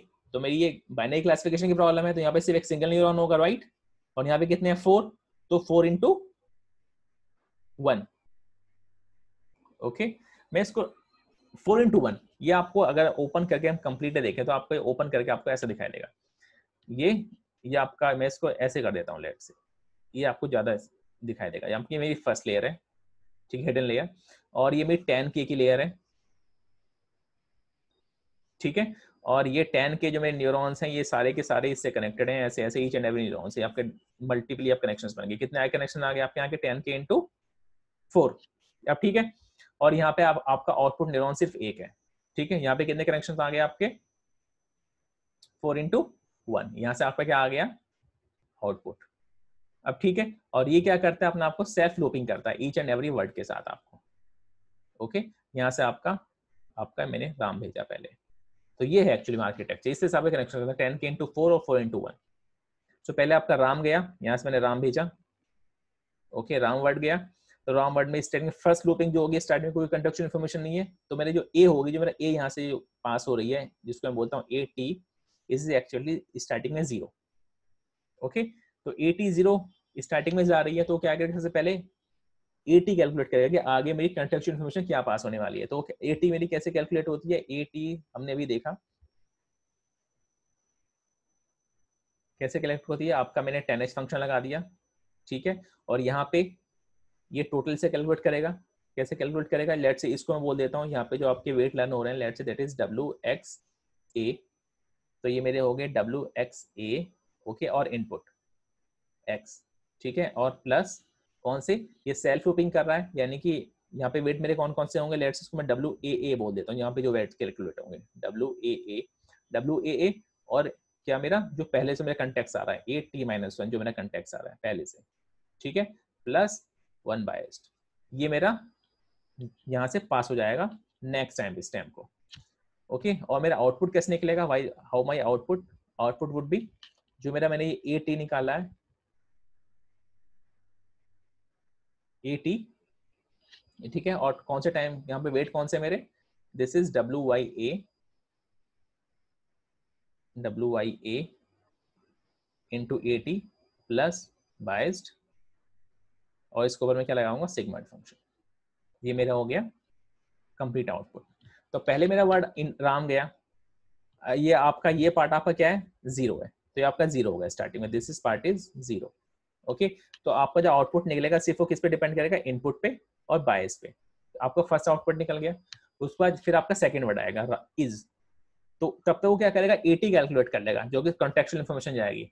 तो अब जो सेकंड वर्ड होगा वो जो आउटपुट निकालेगा बेसिकली वो आपका basically contextual information, this is this one और दिस वन, दोनों पे डिपेंड करेगा। तो पहले आपकी कॉन्टेक्चुअल इन्फॉर्मेशन क्या पास होगी वो कैलकुलेट होगी, और उसके हिसाब से फिर आपका उस बेसिस पे AT के हिसाब से जो आपने यहाँ पे कैलकुलेट किया है आपका आउटपुट जनरेट होगा। तो आपका जो सेकंड आउटपुट निकलेगा इज पे, वो इज और राम, इज को कंप्लीटली यूज करेगा और राम की कॉन्टेक्चुअल इन्फॉर्मेशन यूज करेगा, उसके बेसिस पे आपका आउटपुट निकलेगा। फिर आपका थर्ड वर्ड आएगा, थर्ड वर्ड में क्या होगा आपके पास, राम इज क्या है, ए वर्ड आया, तो ए आपका वर्ड आ गया, ये तो वर्ड की इंफॉर्मेशन आ गई, और यहाँ पे आपकी WAA जो है ये सॉरी AT-1 जो है आपके, ये आपके इसमें आपकी राम और इज दोनों की कॉन्टेक्चुअल इन्फॉर्मेशन जो आगे पास होके आ गई कंबाइन होने के बाद। ऐसे जब बॉय आएगा, बॉय में आपके राम इज ए तीनों की कॉन्टेक्चुअल इन्फॉर्मेशन आएगी जो यहाँ पे यूज होगी आपकी इसको कैलकुलेट करने में, इसको कैलकुलेट करने में। अगर मैं इसको ओपन करके देखूं तो ओपन करके आपको ये ऐसे दिखा देगा एग्जैक्टली सेम तरीके से। वेट इज वेट ये क्या हो गया इसमें, okay just a minute,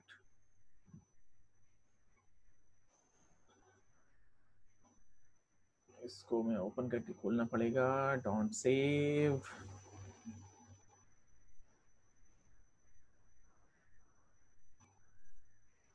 okay so where were we?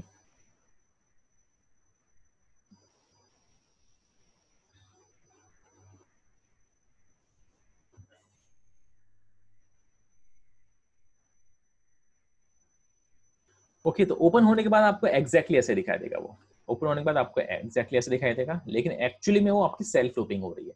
तो एग्जैक्टली में आपकी सिर्फ एक लेयर होती है, तो हर बार आपको अगर लगेगा कि यहाँ पे जो मेरे वेट लर्न हो रहे हैं जिसको मैं बोल रहा हूँ WXA, और यहाँ पे मेरे वेट लर्न हो रहे हैं WAA, और यहाँ पे मेरे वेट हो रहे हैं WYA, तो एग्जैक्टली सेम वेट होते हैं, केवल एक बार एक वेट लर्न होते हैं। ऐसा नहीं कि आपके यहाँ पे वेट अलग लर्न होंगे, यहाँ पे वेट अलग लर्न होंगे, यहाँ पे वेट अलग लर्न होंगे, सबके लिए अलग अलग नहीं होते, सिर्फ सिंगल वेट होता है जो कि आपका लर्न होता है, WXA, ये WAA, ये WYA। ओके तो हर बार ये वेट आपके चेंज होते चले जाते हैं उस हिसाब से कि आपका बेसिकली आपका फाइनल आउटपुट में आपको मिलना चाहिए। अब ये मॉडल लेट्स से मुझे ट्रेन करना है, अब ट्रेन करने के सब लेट्स से मैंने आर्किटेक्चर बनाया है, मुझे इसको नेम एंटिटी रिकॉग्निशन बनाना है। तो लेट्स मेरा फर्स्ट वर्ड आया जिसके ऊपर मुझे मॉडल को ट्रेन करना है, Ram is a boy, label list का क्या हो गया 1000। ओके सबसे पहले मैंने मॉडल राम गया मेरा, ओके सारे वेट मैंने इनिशियलाइज कर दिए, लेट्स से रैंडम इनिशियलाइज कर दिए, ये भी और ये भी और ये भी, तीनों वेट मैंने रैंडम इनिशियलाइज हो गए। जैसे पहला वर्ड राम गया, लेट्स से उसने उसको की रैंडम इनिशियलाइज ने लेट्स से उसमें 1 ना निकाल के, लेट्स से उसकी प्रोबेबिलिटी जो आपकी बाहर निकल के आई है तो लेट्स से वो आपकी 0 आ गया। फिर सेकंड वर्ड आया, यहाँ से सेकंड वर्ड जो आपका आया उसने उसकी प्रोबेबिलिटी लेट्स से 1 बता दी, ठीक है, फिर आपका 0 आ गया, लेट्स से आपका 1 आ गया। सो एक तरह से अब आप क्या हो गया, अब ये आपका 0, ये आपका 1, ये आपका 0, ये 1, ये आपका लेवल से मैच नहीं करता है, लेवल से मैच नहीं करता है, इसका मतलब इसलिए आप क्या करोगे, अपने मॉडल को रिटेन करोगे। यानी कि अब आपकी प्रॉब्लम क्या है, ईच एंड एवरी आउटपुट जो आपका क्लासिफिकेशन कर रहा है कौन सा, बाइनरी क्लासिफिकेशन। तो अब इसमें फिर से बैकवर्ड प्रोपगेशन लगेगा। यस, तो बाइनरी क्लासिफिकेशन वो क्या करेगा, क्योंकि यहाँ पे कुछ लॉस आ गया जिसको बोलते हैं लॉस 1। कौन सा लॉग लॉस होगा मेरे, लॉग लॉस फंक्शन जो हम लोग बाइनरी जिसको हम यूज करते हैं लॉजिस्टिक में। तो यहाँ पे एक लॉस आ गया, यहाँ पे एक लॉस आ गया L2, यहाँ पे एक लॉस आ गया L3, यहाँ पे एक लॉस आ गया। तो कंप्लीट मेरा इस सेंटेंस के लिए मेरा लॉस कितना हो गया, जिसको मैं बड़ा L बोल देता हूँ, L1 plus L2 plus L3 plus L4, ये मेरा कंप्लीट लॉस हो गया। अभी इस लॉस को मिनिमाइज करने के लिए क्या करेगा, वेट को रीट्रेन करेगा इस तरीके से कि मेरा लॉस मिनिमम होना चाहिए। Okay, for all the different example, different examples में डालेगा और सबका लॉस रखेगा, और कंप्लीट जो भी पास ट्रेनिंग डेटा है उस ट्रेनिंग डेटा के हिसाब से क्या करेगा, ग्रेडिएंट डिसेंट यूज करेगा बैक प्रोपगेशन के थ्रू। जैसे हमारा CNN में होता है बैक प्रोपगेशन, या नॉर्मल ANN में आपका बैक प्रोपगेशन करता था, एक्जैक्टली सेम तरीके से आपका बैक प्रोपगेशन होगा। और उससे आपके सारे वेट लेन होंगे इस तरीके से कि आपका जो कंप्लीट लॉग लॉस जो आ रहा है, ये लॉग लॉस आपका मिनिमम होना चाहिए for different training data sets के लिए। ओके, जब आपका लॉग लॉस मिनिमम हो जाएगा, इसका मतलब आपका मॉडल ट्रेन हो गया। उसका मॉडल ट्रेन हो गया, इसका मतलब आपके 3 वेट्स WXA, WAA और WYA आपके वेट जो आपके ट्रेन हो गए कंप्लीटली। फिर आप कुछ भी नया डाटा दोगे उसके, लेट से मैंने नया डाटा दिया है इसके, लेट से Kavita is a girl. Okay, so Kavita is a girl जब जाएगा तो कविता एक कॉरस्पॉन्डिंग ऑलरेडी डाटा लेबल्ड होगा। सर मैं प्रेडिक्शन कर रहा हूँ तो ऑलरेडी इसको कैसे निकालना चाहिए, 1 0 0 एंड 0, ये उसको अगर नेम एंटिटी है सो ऐसे आपको आउटपुट दे देगा 1 0 एंड 0, ये आपका प्रेडिक्शन हो जाएगा। So this is how your model is train and how you are going to make the prediction. और ईच एंड एवरी डेटा के हिसाब से आपका क्या हो जाएगा, आपका डिफरेंट होगा आपका। सो अब लेट से अब हम क्या करते हैं, हम आगे यहाँ पर जी, ये हमारा है कि आपका ये आपका कंटेक्स्ट जनरेट हो रहा है इनपुट को यूज करके और प्रीवियस कंटेक्स्ट को यूज करके। ये आपके दो डिफरेंट वेट हैं WAA और WAX, और ये आपका आउटपुट जा रहा है। This is your how your output is getting generated.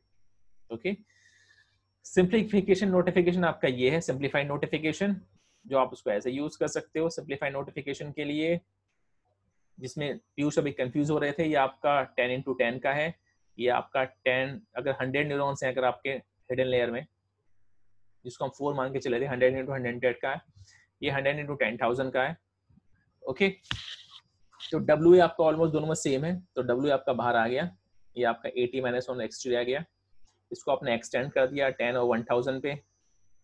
Okay, extend का मतलब कि ये आपका ये साइज कितना है, दिस आपका 100 साइज का है, ये आपका 10,000 साइज का है। तो आपने एक बड़ा मैट्रिक्स बना लिया जिसमें कि फर्स्ट रो आपके 100 आ गई आपके WA के हिसाब से, और बाकी के 10,000 रोज आपकी आ गई WAX के हिसाब से। तो आपका ये 100 रोज उसमें 100 है।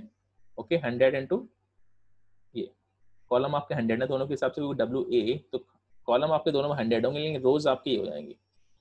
Okay, perfectly fine. तो आपके साइज क्या बनेगा, 100 इंटू, जिसमें आगे फर्स्ट आपके 100 कॉलम्स किसको बिलोंग करेंगे, WA को, और बाकी 10,000 आपको इसको बिलोंग करेंगे, क्योंकि मैट्रिक्स से मल्टीप्लिकेशन हो रही है मैट्रिक्स फॉर्म में, लेकिन अल्टीमेटली आपका आउटपुट आएगा 100 × 100 के आएगा। तो आप जब इसको इससे मल्टीप्लाई करोगे बाहर वाले WA से, तो अल्टीमेटली मल्टीप्लाई होने के बाद आपको क्या मिलेगा, ये से मल्टीप्लाई होगा, ये से मल्टीप्लाई होगा, तो आपका साइज क्या आ जाएगा, आपको 100 × 100 जो आपको मिलेगा 80।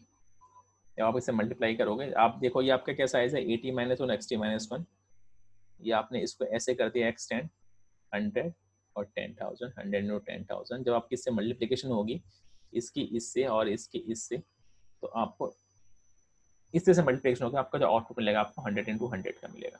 ये आपको मैट्रिक्स फॉर्म में लिखा है, जैसे मैट्रिक फॉर्म कैलकुलेशन, जिससे कि आपने, क्योंकि डिफरेंट साइज के हैं तो डिफरेंट साइज को करने के लिए आपने इसको ऑगमेंट कर दिया। तो ऑगमेंट करने से क्या होगा, आपको डिफरेंट साइज के आपने एरे को एडजस्ट कर लिया।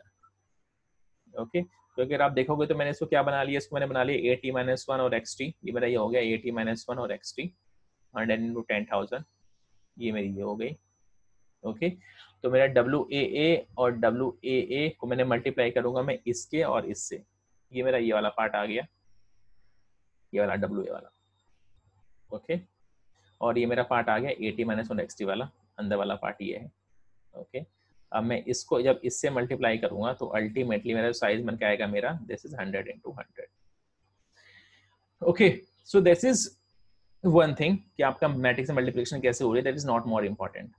ओके, सो ये आपका फॉरवर्ड प्रोपगेशन है जो हमने ऑलरेडी अभी देखा। फॉरवर्ड प्रोपगेशन आपका कैसे होता है, अगर आपका X1 गया, ओके, यहाँ से आपका स्टार्टिंग में 0 आया, ये क्या करेगा, A1 कैलकुलेट करेगा और आपका आउटपुट निकल आएगा। फिर आपका सेम X2 जाएगा, ये कैलकुलेट होगा, आउटपुट निकलेगा। तो आपका कैरी फॉरवर्ड, आपका सिंटेक्स, आपका जो आपकी कंटेक्चुअल इन्फॉर्मेशन होगा कैरी फॉरवर्ड होती चली जाएगी। This is your forward propagation. अगर अब मॉडल आपका कैसे ट्रेन होता है, मॉडल आपका ट्रेन होता है बैक प्रोपगेशन से। तो बैक प्रोपगेशन को कैसे ट्रेन करेगा, तो यहाँ से स्टार्ट होगा आपका लास्ट से। लेट्स से मैं यहाँ देखना चाहता हूँ कि यहाँ पे मेरी एरर कितनी आई है। यहाँ पे आप अगर आपको याद होगा बैक प्रोपगेशन ग्रेडियंट डिसेंट के थ्रू देखते हैं, तो हम पहले देखूंगा कि इसके यहाँ पे जो एरर है उसके कॉरस्पॉन्डिंग पहले ये वाले वेट ट्रेन होंगे, ठीक है। और ये वेट किस पे डिपेंड, अब ये बैक प्रोपगेट होगी किससे डिपेंड करता है, ये वाले वेट किस पे डिपेंड करते हैं, इस इनपुट पे, और यहाँ से जो कंटेक्चुअल इंफॉर्मेशन आपकी इधर से आ रही है। ओके, तो ये ग्रेडियंट डिसेंट ये वाले वेट ट्रेन करेगा, और ये वाले इसके हिसाब से आपके ये वाले वेट ट्रेन होंगे। लेकिन इस वाले वेट को ट्रेन करने के आपको दो चीजें चाहिए। ये वाले वेट ट्रेन आपके एग्जैक्टली सेम इससे नहीं होंगे, क्योंकि ये कंटेक्चुअल इंफॉर्मेशन आपकी यहाँ से बैक प्रोपगेट होकर आ रही है, यहाँ से इतना बैक टू टाइम होके आ रही है। तो इसको ट्रेन करने के लिए आपको बैक में टाइम लेना पड़ेगा, इसका इम्पैक्ट देखना पड़ेगा, इसके ऊपर इसका इम्पैक्ट देखोगे आप, इसके ऊपर इसका इम्पैक्ट देखोगे, इसके ऊपर, और उस सब कंबाइंड आप देखने के बाद फिर ये वाले वेट आपके ट्रेन होंगे। ये आपका आसान है क्योंकि ये सिर्फ इस पर डिपेंड करता है, ठीक है। तो ये आपके आसानी से ट्रेन हो जाता है। लेकिन इसको ट्रेन करने के लिए ये जो इस पे इम्पैक्ट आ रहा है, इसको करना आसान है क्योंकि ये सिर्फ इस पे डिपेंड करता है। इसको करना आसान है ये वाले वेट, क्योंकि सिर्फ इस पे डिपेंड करते हैं। लेकिन ये वाले जो आपके वेट है, आप देखोगे इसमें कंटेक्चुअल इन्फॉर्मेशन कैरी करके आती है, तो इसको बेसिकली आपको इनको ट्रेन करना डिफिकल्ट होता है, क्योंकि आपको इसको स्टार्टिंग तक जाना पड़ेगा, स्टार्टिंग तक उसका इम्पैक्ट देखना पड़ेगा, और उसके हिसाब से फिर आपका ये वाला वेट ट्रेन होगा। फिर आप यहाँ पिछले लेयर पे आओगे, फिर पिछले लेयर पे फिर आपका ऐसे ही होगा, ये पीछे के सारे इम्पैक्ट देखेगा, फिर ये वाले वेट ट्रेन होंगे, फिर इस पे आएगा, इस पे आगे के सारे ट्रेन हो चुके हैं, ये इसका इम्पैक्ट देखेगा, इसका इम्पैक्ट देखेगा, फिर ये वाले वेट ट्रेन होंगे, फिर ऐसे। तो आपका बैक प्रोपगेशन के थ्रू आपके वेट लर्न होते चले जाते हैं, and it is more difficult as compare to CNN, क्योंकि CNN में आपका टाइम में बैक प्रोपगेशन नहीं होता था। तो यहाँ पे that is more difficult as compare to the CNN। अगर आप कुछ समझना चाहो तो आप ऐसे समझ सकते हो, जैसे लेयर अप्रोच है, बिल्कुल टाइम सीक्वेंस में समझोगे ज्यादा डिफिकल्ट लगेगा, आप समझोगे लेयर्ड अप्रोच है, और यहाँ पे जो वेट लर्न हो रहे हैं बेसिकली उसकी कंटेक्चुअल इन्फॉर्मेशन आपको यहाँ से कैरियर करके ले जानी है। तो आप सारी लेयर्स के थ्रू देखोगे, इस लेयर का इस पे क्या इम्पैक्ट है, इस लेयर का इम्पैक्ट है, इस लेयर का इम्पैक्ट है, फिर आप ये वाले वेट आपका ट्रेन होंगे। तो ईच एंड एवरी लेयर पे जो आपकी ये कंटेक्स्ट वाले जो वेट आपके लर्न होंगे, वो आपके पीछे की जो आपके टाइम फ्रेम में जो पिछली सारी लेयर्स आ रही हैं, उन सब से इन्फॉर्मेशन लेने के बाद उसको ट्रेन करेगा। तो दिस इज वेरी कॉम्प्लिकेटेड, ठीक है ना। अगर आपको उसको देखना है कि मैथमेटिकली कैसे डिराइव होते हैं, तो आप इसका इंटरनेट पे देखोगे बहुत सारे आपको मिल जाएंगे, बट इज वेरी कॉम्प्लिकेटेड, उसकी आपको जरूरत नहीं है। बस आपको ये याद रखना है कि आपको बेसिकली आपके बैक प्रोपगेशन के थ्रू आपके लर्न होते हैं, ये आपके इजीली लर्न हो जाते हैं, ये आपके इजीली लर्न हो जाएंगे। सिर्फ इसमें प्रॉब्लम आती है, आपके यहाँ पे ये WA लर्न होते हैं, क्योंकि आपका ये कंटेक्चुअल इन्फॉर्मेशन के थ्रू लर्न हो रहे हैं। तो ये बैक टाइम में बैक जाने के बाद यहाँ से उठाता हुआ लाता, पिक करता हुआ यहाँ से लाएगा, फिर इसको ट्रेन करेगा यहाँ तक। Okay, so this is little bit difficult, जिसको हम बोलते हैं back in time propagation in case of RNN। Okay, so this is backward propagation. ये आपका डेटा है, ये आपका टोटल, ये फर्स्ट लेवल एरर है, सेकंड लेवल एरर है, थर्ड लेवल एरर या फिर कंप्लीट एरर है। ओके, ये आपका टोटल फॉरवर्ड प्रोपगेशन है, नॉर्मल फॉरवर्ड प्रोपगेशन। ये आपके वेट हैं जो शेयर होते हैं सब पे, हर लेयर पे अलग अलग वेट नहीं होता है, इसलिए आपके ये वाले वेट भी सब शेयर होते हैं। ओके, और जो बीच वाले वेट होते हैं ये आपके टाइम फ्रीक्वेंसी से पीछे जाकर आपके बनते हैं। और आपका लॉग लॉस फंक्शन आपका सेम होता है। दिस इज योर, जो आपने देखा होगा लॉग लॉस फंक्शन है नॉर्मल, आपका लॉग लॉस फंक्शन सिग्मा में यूज करते थे, और यहाँ पे लॉजिस्टिक रिग्रेशन वाला ना। हाँ वही, और यहाँ पे कंपोजिट है, क्योंकि हम पूरे RNN के लिए बात करते हैं, तो जो भी आपके इस फर्स्ट लेयर पे जो लॉस आएगा, इस पे जो लॉस आएगा, उसका कंपोजिट आपका जो RNN का लॉस हो जाता है उसका सबका सिग्मा लग जाता है, ठीक है। यानी कि इसका लॉस प्लस इसका लॉस प्लस इसका लॉस, इसको ये मिनिमाइज करता है, कंप्लीट लॉस को मिनिमाइज करेगा, trading the weights using the gradient descent. तो यहाँ पे आपकी ग्रेडियंट डिसेंट एल्गोरिथम यूज होती है, ठीक है। वो यहाँ पे ग्रेडियंट निकालेगा, जैसे हमने CNN में एग्जांपल लिखा था, मोर लेस सेम तरीके से, पर थोड़ा सा कॉम्प्लिकेट हो जाता है क्योंकि टाइम सीक्वेंस में बैक जाके करता है। Okay, otherwise more less it is same. अगर आपको CNN का एग्जांपल समझ में आ गया हो तो मोर लेस सेम तरीके से काम करता है। ओके, अब इस केस में सेम आपके डिफरेंट टाइप ऑफ RNN का आर्किटेक्चर होता है, जो हमने यहाँ पे देखा। दिस वन, ये आपका मैनी टू, अभी हमने जो एग्जांपल देखा वो था आपका मैनी टू मैनी, जहाँ पे ईच एंड एवरी इनपुट के लिए ईच एंड एवरी आउटपुट आपका आ रहा था। यानी कि जैसे मेरा क्या था, नेम वर्ड रिकॉग्निशन, तो ईच एंड एवरी वर्ड के लिए मेरा एक आउटपुट आएगा। अब लेट्स से मेरी प्रॉब्लम चेंज हो गई है, अब मेरी प्रॉब्लम है सेंटिमेंट एनालिसिस की। तो मेरा पहला पूरा सेंटेंस देखूंगा उस बंदे ने क्या फीडबैक दिया, उसके हिसाब से मेरा फीडबैक में बताऊंगा कि पॉजिटिव है या नेगेटिव फीडबैक है।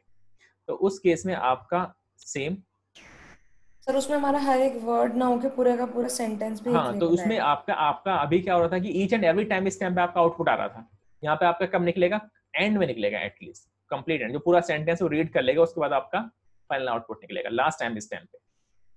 अंडरस्टूड? वहां पे क्या करता है, पहला वर्ड रीड किया पहला आउटपुट, दूसरा वर्ड रीड किया दूसरा output, second third word read किया थर्ड आउटपुट। यहाँ पे क्या होगा, पूरा सेंटेंस पूरा रीड करेगा, उसके बाद फिर आपका आउटपुट आपको बताएगा कि आपका बेसिकली पॉजिटिव फीडबैक है नेगेटिव फीडबैक है। तो उसमें आपका आर्किटेक्चर चेंज हो जाएगा। Now this is the architecture, this is many to one architecture.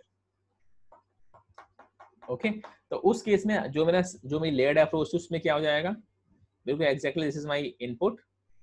तो यहाँ ये मेरा सीक्वेंस और मेरा आउटपुट जो पहले ईच एंड एवरी वर्ड पे निकल रहा था ऐसे निकलेगा, जब पूरा सेंटेंस रीड कर लेगा उसके बाद फिर मेरा आउटपुट निकलेगा।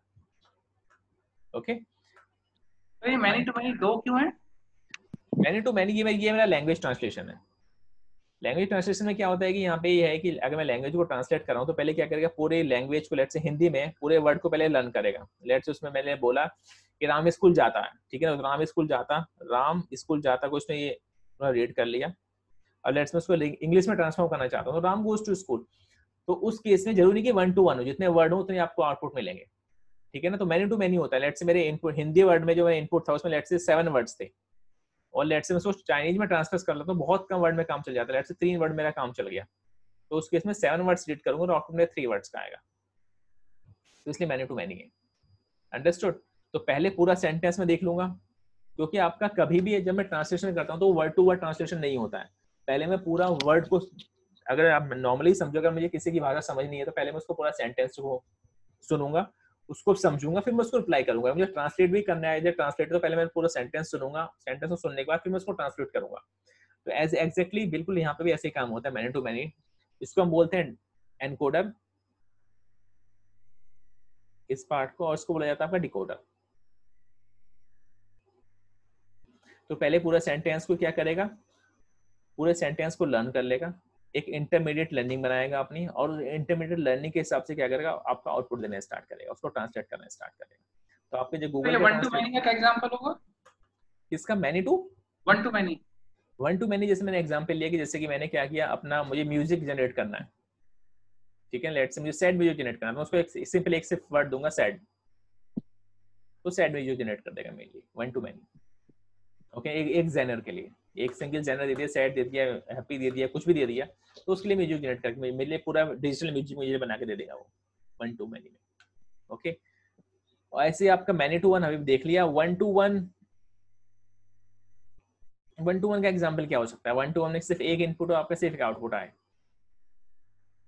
सर सेंटेंस की जगह एक वर्ड डाल के और फिर रिकॉग्नाइज करें कि इस टाइप से, या फिर आप सिंगल वर्ड पे काम कर रहे हो, आपने सिर्फ एक वर्ड बोल रहे हो, उस वर्ड को लेट से आपको कुछ भी करना, लेट से सिंगल वर्ड आपका कुछ जा रहा है, उस पे आपको वर्ड है या कुछ और भी है, इस तरीके से डिटरमाइन करना है, प्रोनाउन है, वर्ब है, हाँ, इस टाइप से, ये एडजेक्टिव है कि वर्ड है या नाउन है, क्या फलाना ढिमकाना, 1 to 1 आपका इस तरह से आपका काम कर जाएगा।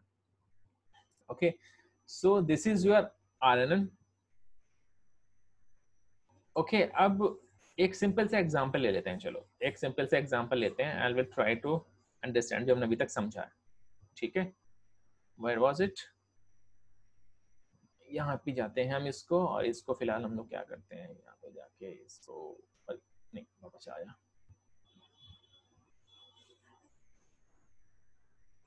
ओके, अब इस केस में मुझे बताओ कि लेट्स से मुझे ये मेरी नेम एंटिटी रिकॉग्निशन की प्रॉब्लम है। ओके, इस केस में मैं मॉडल को ट्रेन कैसे करूंगा, मेरी मॉडल की ट्रेनिंग कैसे होगी ये बताओ। सर पहले टाइम स्टैम्प में राम जाएगा, फिर उसके बाद में मतलब वेट्स कैलकुलेट होंगे, फिर बैकवर्ड प्रोपगेशन होगी, मतलब फिर इस जाएगा, फिर राम का वेट जाएगा आगे इसके साथ में, फिर ऐसे फॉरवर्ड प्रोपगेशन निकाल के फिर एरर निकलेगी, और एरर के बाद में फिर बैकवर्ड प्रोपगेशन से वो आएगा, आपके वेट लर्न हो जाएंगे, वेट लर्न हो जाएंगे। अब लेट्स से मेरे पास मुझे एक मॉडल ट्रेन करना है नेम एंटिटी रिकॉग्निशन के लिए, मैं क्या करूंगा, अपने पूरा एक मैं अपना ट्रेनिंग डेटा बनाऊंगा। लेट्स से फर्स्ट सेंटेंस मेरा आ गया राम इज अ बॉय, ठीक है, सेकंड और कुछ आ गया ही इज अ किंग फलाना ढिमकाना, मेरे पास लेट्स में 10,000 इस तरह के सेंटेंस मैंने, लेट्स से 1 लाख सेंटेंस मैंने अपने इकट्ठे कर लिए, और सबकी मैंने लेबलिंग भी कर दी, ठीक है ना। ईच एंड एवरी सेंटेंस, जितने सेंटेंस में वर्ड होंगे उतने आपके सबसे 100 आप उसकी लेबलिंग करोगे, राइट। तो आपका ईच एंड एवरी सेंटेंस आपका लेबल हो जाएगा, फाइन। क्योंकि आपका मल्टी आउटपुट प्रॉब्लम है तो ईच एंड एवरी सेंटेंस के साथ आपका सिंगल एक लेबल नहीं होगा, आपका पूरी एक लिस्ट जाएगी, राइट। अगर राम इज ए बॉय है तो आपकी लिस्ट कैसे होगी, 1 0 0 एंड 0, ये आपकी लेबलिंग होगी फर्स्ट सेंटेंस के लिए, ओके। तो आप जब मॉडल ट्रेन करने के लिए जाओगे तो आप क्या करोगे, पहला फर्स्ट सेंटेंस जाएगा राम इज ए बॉय। आपके मॉडल क्या, आप जो आपके वेट्स हैं, कौन कौन से वेट हैं आपके, W, ये आपके 3 वेट्स हैं, एक वेट यहाँ पे लर्न हो रहे हैं, एक यहाँ पे लर्न हो रहे हैं, यहाँ पे लर्न हो रहे हैं, ये तीनों वेट में रैंडम इनिशियलाइज कर देता हूँ लेट से, ओके। उसके बाद मैं देखता हूँ कि आपका आउटपुट क्या आ रहा है, आउटपुट के कॉरस्पॉन्डिंग में कंप्लीट सिस्टम की एरर कितनी आ रही है, ओके, ऐसी होता है, ओके। उसके बाद मैं सेकंड डालूंगा, थर्ड डालूंगा, फोर्थ डालूंगा, जिसे हम लीनियर में लॉजिस्टिक में करते थे। कंप्लीट डाटा सेट के लिए मैं क्या करूंगा, एरर निकालूंगा, फिर ग्रेडियंट डिसेंट के थ्रू मैं देखूंगा कंप्लीट एरर मेरी कितनी आ रही है, फिर मैं ग्रेडियंट डिसेंट के थ्रू क्या करूंगा, उसको ऑप्टिमाइज करूंगा, वो बैक प्रोपगेशन के थ्रू या कैसे भी हो, वो एक डिफरेंट मैटर, लेकिन ग्रेडियंट डिसेंट आपका यूज होगा। ग्रेडियंट डिसेंट के थ्रू मैं क्या करूंगा, फर्स्ट टाइम में क्या करूंगा, एक लूप में मेरा क्या हुआ कि फर्स्ट में एक कंप्लीट सारा डाटा यूज कर लूंगा, सारा डाटा यूज करने के बाद मेरे वेट क्या होंगे, सही डायरेक्शन में मेरे लर्निंग रेट, लेट्स में ले लिया अल्फा 0.1, तो 0.1 के हिसाब से क्या करेंगे, लर्निंग रेट को क्या करेंगे, ऑप्टिमाइज कर देंगे सही डायरेक्शन में, राइट। फिर मैं क्या करूंगा, फिर सेकंड इपॉक में फिर से कंप्लीट डाटा यूज करूंगा और फिर देखूंगा सिस्टम की एरर कितने आ रही है, फिर से मॉडल को फिर से मेरे वेट ट्रेन होंगे, ठीक है, फिर वो सही डायरेक्शन में हल्के से मूव हो जाएंगे, और तब तक ग्रेडियंट डिसेंट में यूज करके उनको मूव करता रहूंगा जब तक कि एक टाइम ऐसा आएगा कि जब आपका लॉस आ रहा है वो लॉस आपका क्या हो गया, कन्वर्ज हो गया, कि अब मैं बेसिकली अगर वेट को अगर मैं चेंज भी कर रहा हूँ, नया इपॉक भी अगर मैं लगा रहा हूँ, तो आपका बेसिकली आपकी एरर जो है वो चेंज नहीं हो रही है, आपका जो है एरर कन्वर्ज हो गया, इसके बाद आपका मॉडल ट्रेन हो गया आपका गिवन डेटा के लिए। तो सर ये पूरा का पूरा डेटा इनपुट कैसे दोगे, मतलब पूरा डेटा, अच्छा अब चलो यही बात लेते हैं, लॉजिस्टिक में कैसे देते हैं सर। लॉजिस्टिक में मतलब नॉर्मल इनपुट एरे बना के दे देते हैं, ठीक है, लेकिन अभी तक हमने जो इसमें देखा है वो हम एक सेंटेंस को ब्रेक कर रहे हैं, उसी को इनपुट दे रहे हैं, तो या तो इनपुट सीक्वेंशियल जाए, मतलब पहले पहला रिकॉर्ड जाए, उसके हिसाब से वेट ट्रेन हो। एक मिनट, ठीक है, आप कह रहे हो मेरा डाटा सीक्वेंशियल जा रहा है, लेकिन सर उसके लिए तो हम पार्स करते हैं ना उसको, पूरे को फुल स्टॉप और स्टॉप वर्ड्स पे उसको ब्रेक कर करके, वो एक अलग चीज है। यहाँ पे मेरे ईच एंड एवरी जो मेरा रिकॉर्ड है वो मेरा एक सेंटेंस ही तो है, ठीक है, और वहां पे मेरा क्या होता था, मेरा एक वहां पे मेरा रिकॉर्ड कैसा आता था, वो भी मेरा एक रिकॉर्ड होता था, वो रिकॉर्ड हो सकता है कि मेरा इस तरह से होता है, ठीक है, मेरी फीचर से फीचर की एक वैल्यू, एक वैल्यू, एक वैल्यू, एक वैल्यू, मेरा एक रिकॉर्ड ही होता था मेरा लॉजिस्टिक में, राइट।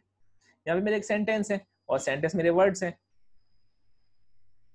आप देखा जाए तो वर्ड्स मतलब बहुत ज्यादा सेंटेंस एक्चुअली रिकॉर्ड बन गए और वर्ड्स फीचर बन गए, वर्ड्स आपके फीचर बन गए, क्योंकि वर्ड्स आपके फीचर बन गए, तो रिकॉर्ड के आप देखो तो उसमें ज्यादा चेंज नहीं आया, लेकिन आप ये कह रहे हो कि यहाँ पे वर्ड आपका सेंटेंस आपका एक एक करके जा रहा है, तो कोई प्रॉब्लम नहीं, एक एक करके जाएगा, तो आपकी जो एक सेंटेंस आपका अगर उसके सेंटेंस की लेंथ 10 है तो उसकी कंप्लीट उसकी क्या कहते हैं उसका प्रोसेसिंग कब होगी, जब उसका पूरा सेंटेंस में इनपुट चला जाएगा उसमें, उसके बाद आपका कंप्लीट लॉस निकल के आएगा, उसके बाद फिर आप आगे काम करोगे, तो सेम तरीके से हाँ तो सर मतलब मैं कहना चाह रहा हूँ कि बैकवर्ड प्रोपगेशन जो चलेगा वो एक सेंटेंस के ऊपर चलेगा, ना कि एक 1 लाख रिकॉर्ड्स के ऊपर, मतलब अभी तक की वो तो डिपेंड करता है बैच साइज कितना है ना, चलो अब इसी चीज को सिंपलीफाई करते हैं, लॉजिस्टिक में कैसे चलता है, पहले मेरा एक रिकॉर्ड जाता है, उसके ऊपर कैलकुलेट होता है लॉस की, सब चले जाते हैं, फिर सर डिपेंड करता है स्टोकेस्टिक ग्रेडियंट डिसेंट लगाया है या बैच मिनी बैच लगाया, उस पर डिपेंड करता है कि कितने रिकॉर्ड्स के बाद वो उसको करना शुरू करेगा।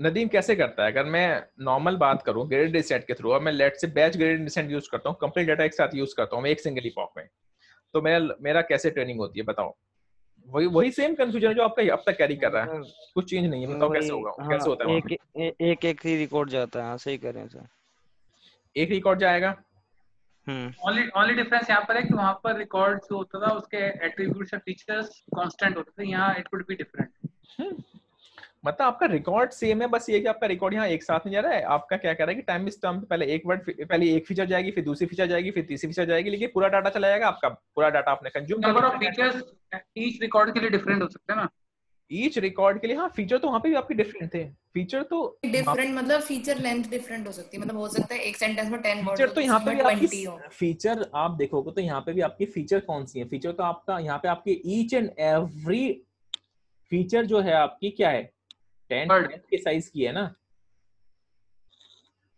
ये समझो आपके total features feature, each word feature है। हाँ ठीक है आप सर। ये मान के चलो कि मैं अगर मैं आरएनएन क्रिएट कर रहा हूँ 10,000 उसके साथ, तो मैं 10,000 फीचर्स में उसको दे रहा हूँ। एक्चुअली मैं 10,000 फीचर्स जा रही है मेरी एक तरीके से, मेरा ईच एंड एवरी वर्ड 10,000 उससे मिलके बना हुआ मेरा। बेसिकली जो यूज हो रहा है वो यूज हो रहा है, बाकी पैड किए हुए हैं, बाकी पैड किए हुए हैं क्योंकि मैं इसको 000 कर रहा हूँ ना। तो ईच एंड एवरी फीचर का साइज मेरा 10K है एक तरीके से मान लो, और इतने different each and every word मेरे फीचर बन जाता है। ओके, तो फीचर्स मेरे अलग अलग आप इस तरीके से मान सकते हो कि जैसे कि वहां पर आपके फीचर के आपके ईच एंड एवरी वर्ड में आपके फीचर के नाम आपका सेम होता था, ठीक है ना। जैसे कि यहाँ पे अगर एज है तो सारे रिकॉर्ड में उसका नाम एज होगा, राइट। यहाँ पे उसका वो 10K डिक्शनरी आपकी सेम है, आप ये मानो डिक्शनरी आपकी सेम है, डिक्शनरी इज सेम। ओके, वहां पे एज की वैल्यू, वहां पे किसी की एज 65 थी, किसी की 68 थी। यहाँ पे भी आपका आप देखोगे तो है एज ही, लेकिन उसकी वैल्यू चेंज हो गई है। कोई आपका राम बन गया, कोई श्याम बन गया, कोई गधा कोई घोड़ा बन गया, एग्जैक्टली है वो सेम ही। तो सर एग्जैक्टली जो हमारी वोकैबुलरी है, जो बैग ऑफ वर्ड्स हैं, वो टोटल फीचर्स है। तो मतलब टोटल इसमें सपोज 10K फीचर्स हैं, जहां जहां 1 लगा होगा मतलब वो फील्ड्स प्रेजेंट है, अदरवाइज बाकी 0 वाली एब्सेंट है। तो हमारी 10K फीचर्स होगा। यस, आपका एक वोकैबुलरी पूरी फीचर है। यस, आपकी वोकैबुलरी एक्चुअली में एक कंप्लीट फीचर है, पूरे कंप्लीट फीचर्स की लिमिटेशन है। तो आपका ईच एंड एवरी वर्ड एक फीचर को बेसिकली क्या कर रहा है कि सिग्निफाई कर रहा है। एक वर्ड में एक फीचर है, दूसरे वर्ड में दूसरी फीचर है, तो आपका ईच एंड एवरी वर्ड एक फीचर को सिग्निफाई कर रहा है, आप ये मान के चलो। और टोटल फीचर कितनी है? 10,000। तो ये डिक्शनरी जैसे जितने भी जिस सेंटेंस को हमें करना है उसको जितने भी यूनिक वर्ड्स हैं, हाँ, उनकी डिक्शनरी उसको लेके वो डिक्शनरी बनाता है। Yes exactly. तो ये तो अब समझ में आ गया मेरे टोटल फीचर्स कितने हैं? 10,000। और ईच एंड एवरी वर्ड मेरी एक फीचर को प्रोनाउंस कर रहा है। तो हो सकता है किसी वर्ड में मेरे पास 5 फीचर हो सकता है 9,995 फीचर्स मेरे मिसिंग है, तो है क्योंकि सेंटेंस मेरे ऐसा ही है, ठीक है ना। और किसी सेंटेंस में 10,000 वर्ड्स आ गए तो सारी फीचर्स अवेलेबल है। वन हॉट एनकोडिंग यही तो होती है कि जो फीचर्स अवेलेबल है वो 1, बाकी सब 0। समझ में आया नेहा?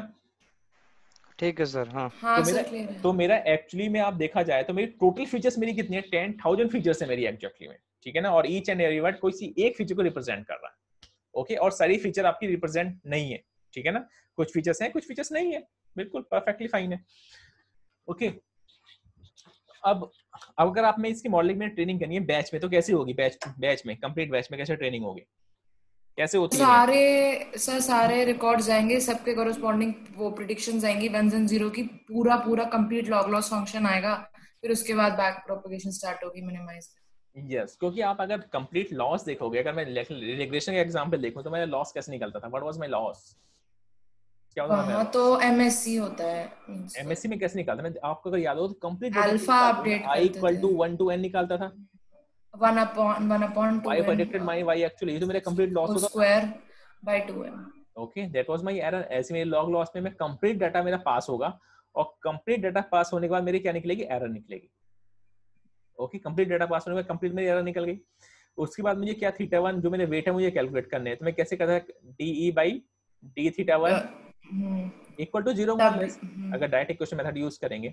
या मेरा θ1 कैसे अपडेट होता है? θ1 equal to θ1 minus alpha times DE by I equal to 1 to n और DE/d θ1। तो ईच एंड एवरी आप क्या करते हैं? Each and every data record के लिए देखोगे कि बेसिकली उसको उसका d/d थीटा क्या है, वो उसको किस डायरेक्शन मूव करना चाहता है, थीटा को ऊपर या नीचे, ठीक है। और फिर जो आपका जो मेजॉरिटी ऑफ जो डाटा कहेगा कि इसको ऊपर मूव करने के नीचे मूव करना, उस समय वो मूव कर जाता था।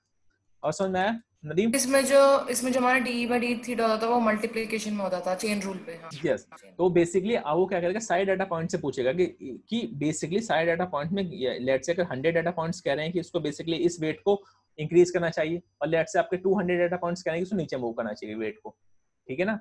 और तो क्या करेगा? मेजॉरिटी 200 की है तो क्या करेगा? वेट को डिक्रीज कर देगा।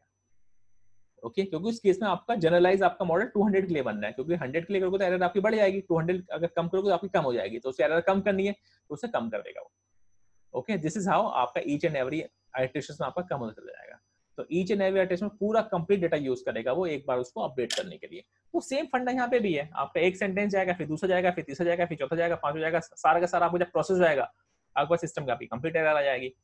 ओके, अब ये कंप्लीट एरर आपके पास आ गई, उसको पता चल गया कि ईच एंड एवरी डाटा के लिए क्या निकालेगा? d/d थीटा निकालेगा, अल्फा निकालेगा, अल्फा आपके पास ऑलरेडी है, ये निकालेगा, उस हिसाब से थीटा को अपडेट कर देगा।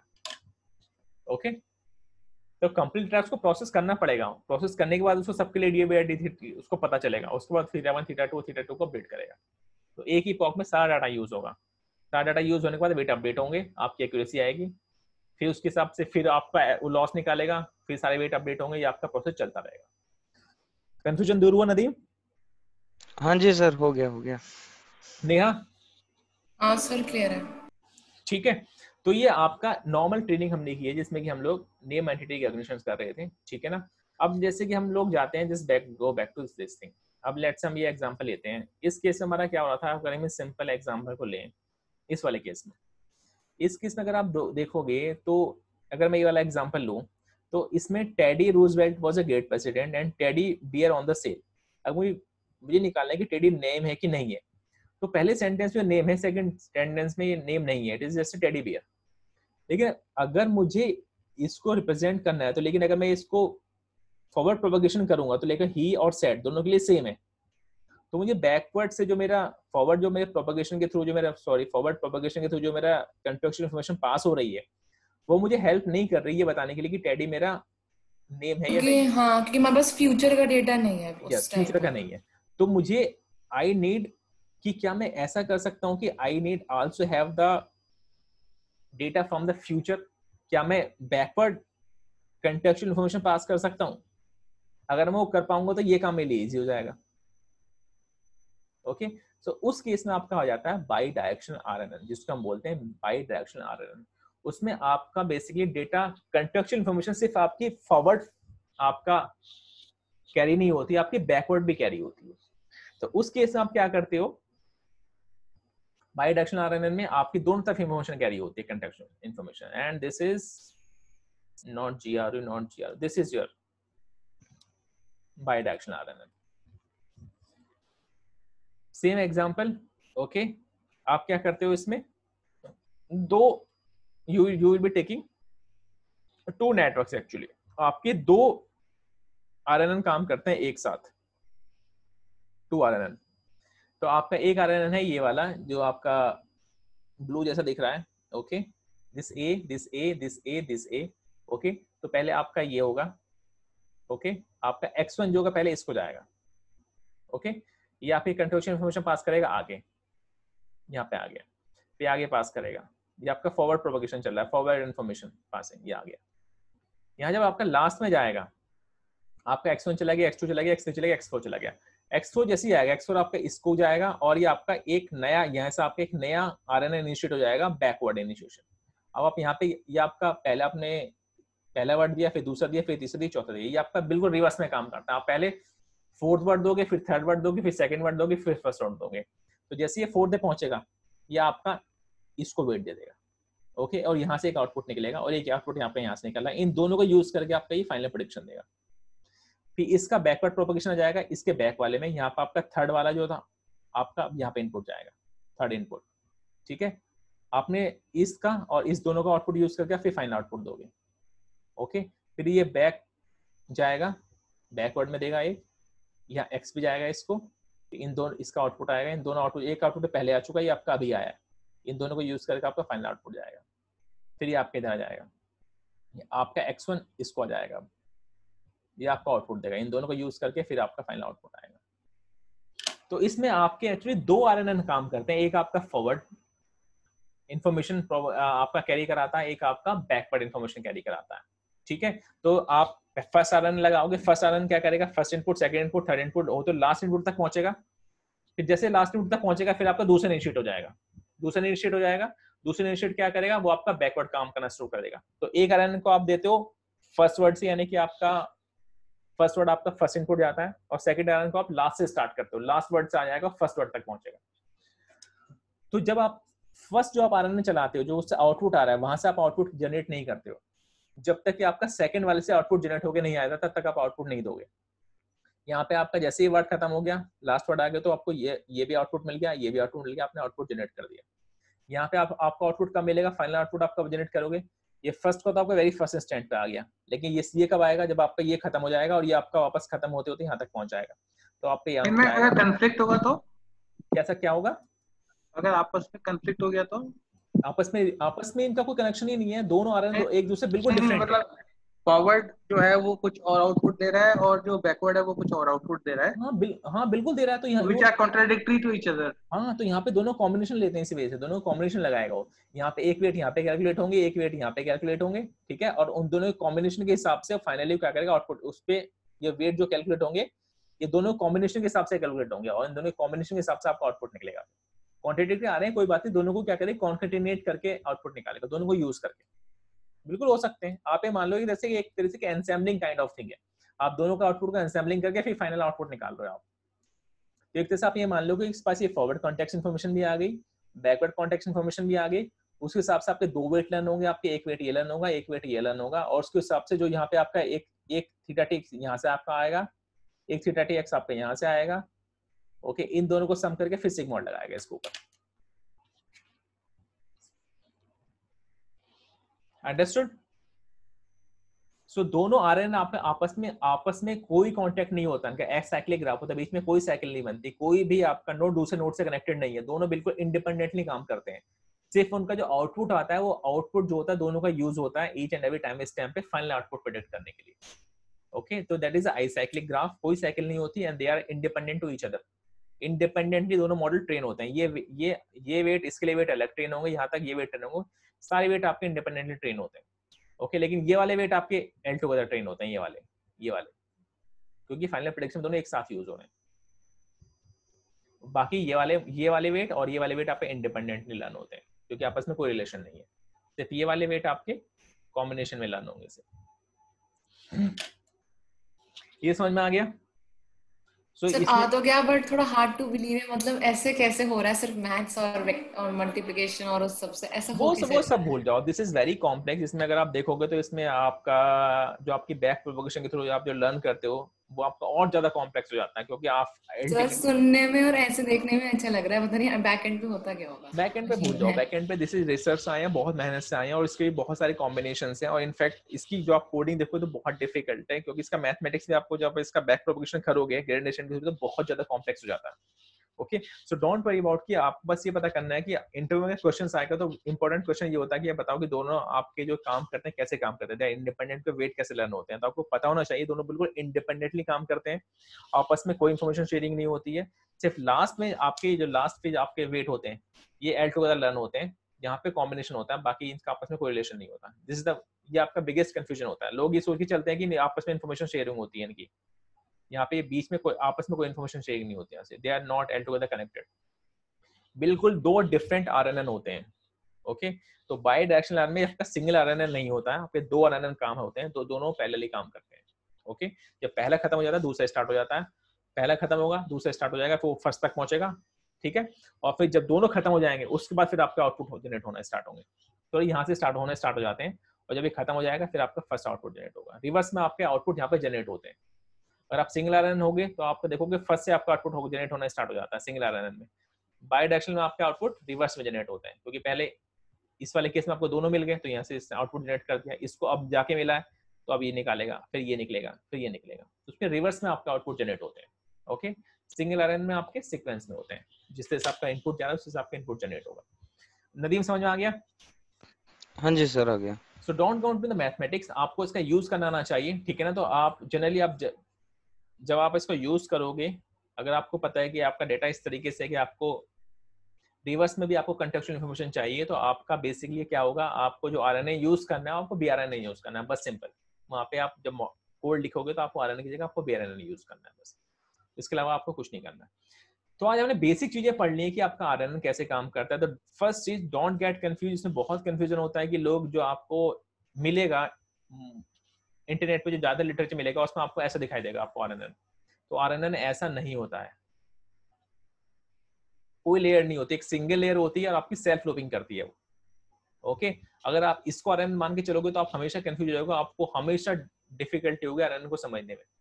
आरएनए में सिंगल एक लेयर होती है और सेल्फ लूपिंग करती है और आपके अगर आप और केवल 3 वेट लेन होते हैं, यहाँ पे और यहाँ पे। अगर आप उसको लेयर्ड अप्रोच मान के चलोगे तो आपको बहुत कंफ्यूजन होगा, आपको लगेगा ये वेट अलग लर्न होते हैं, ये अलग लर्न होते हैं, ये अलग लर्न होते हैं, ये अलग, ये अलग, ये अलग।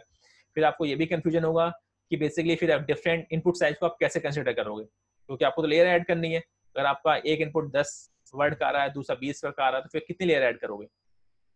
तो कभी भी आपको ये नहीं समझना कि ये आरएनए का स्ट्रक्चर नहीं है, ओके, ये आपको समझाने के लिए है। तो most of the people 90% people are the confused, ठीक है ना। तो आरएनए सिर्फ इतना है, दिस इज आरएनए। सर वो बस टाइम फ्लो है ना साइड बस वो वाला, सिर्फ टाइम का फ्लो है, ओके, वो सिर्फ टाइम का फ्लो है। और इसी चीज को लोगों को अंडरस्टैंड में बहुत टाइम लगता है और people are not understand to grasp this concept.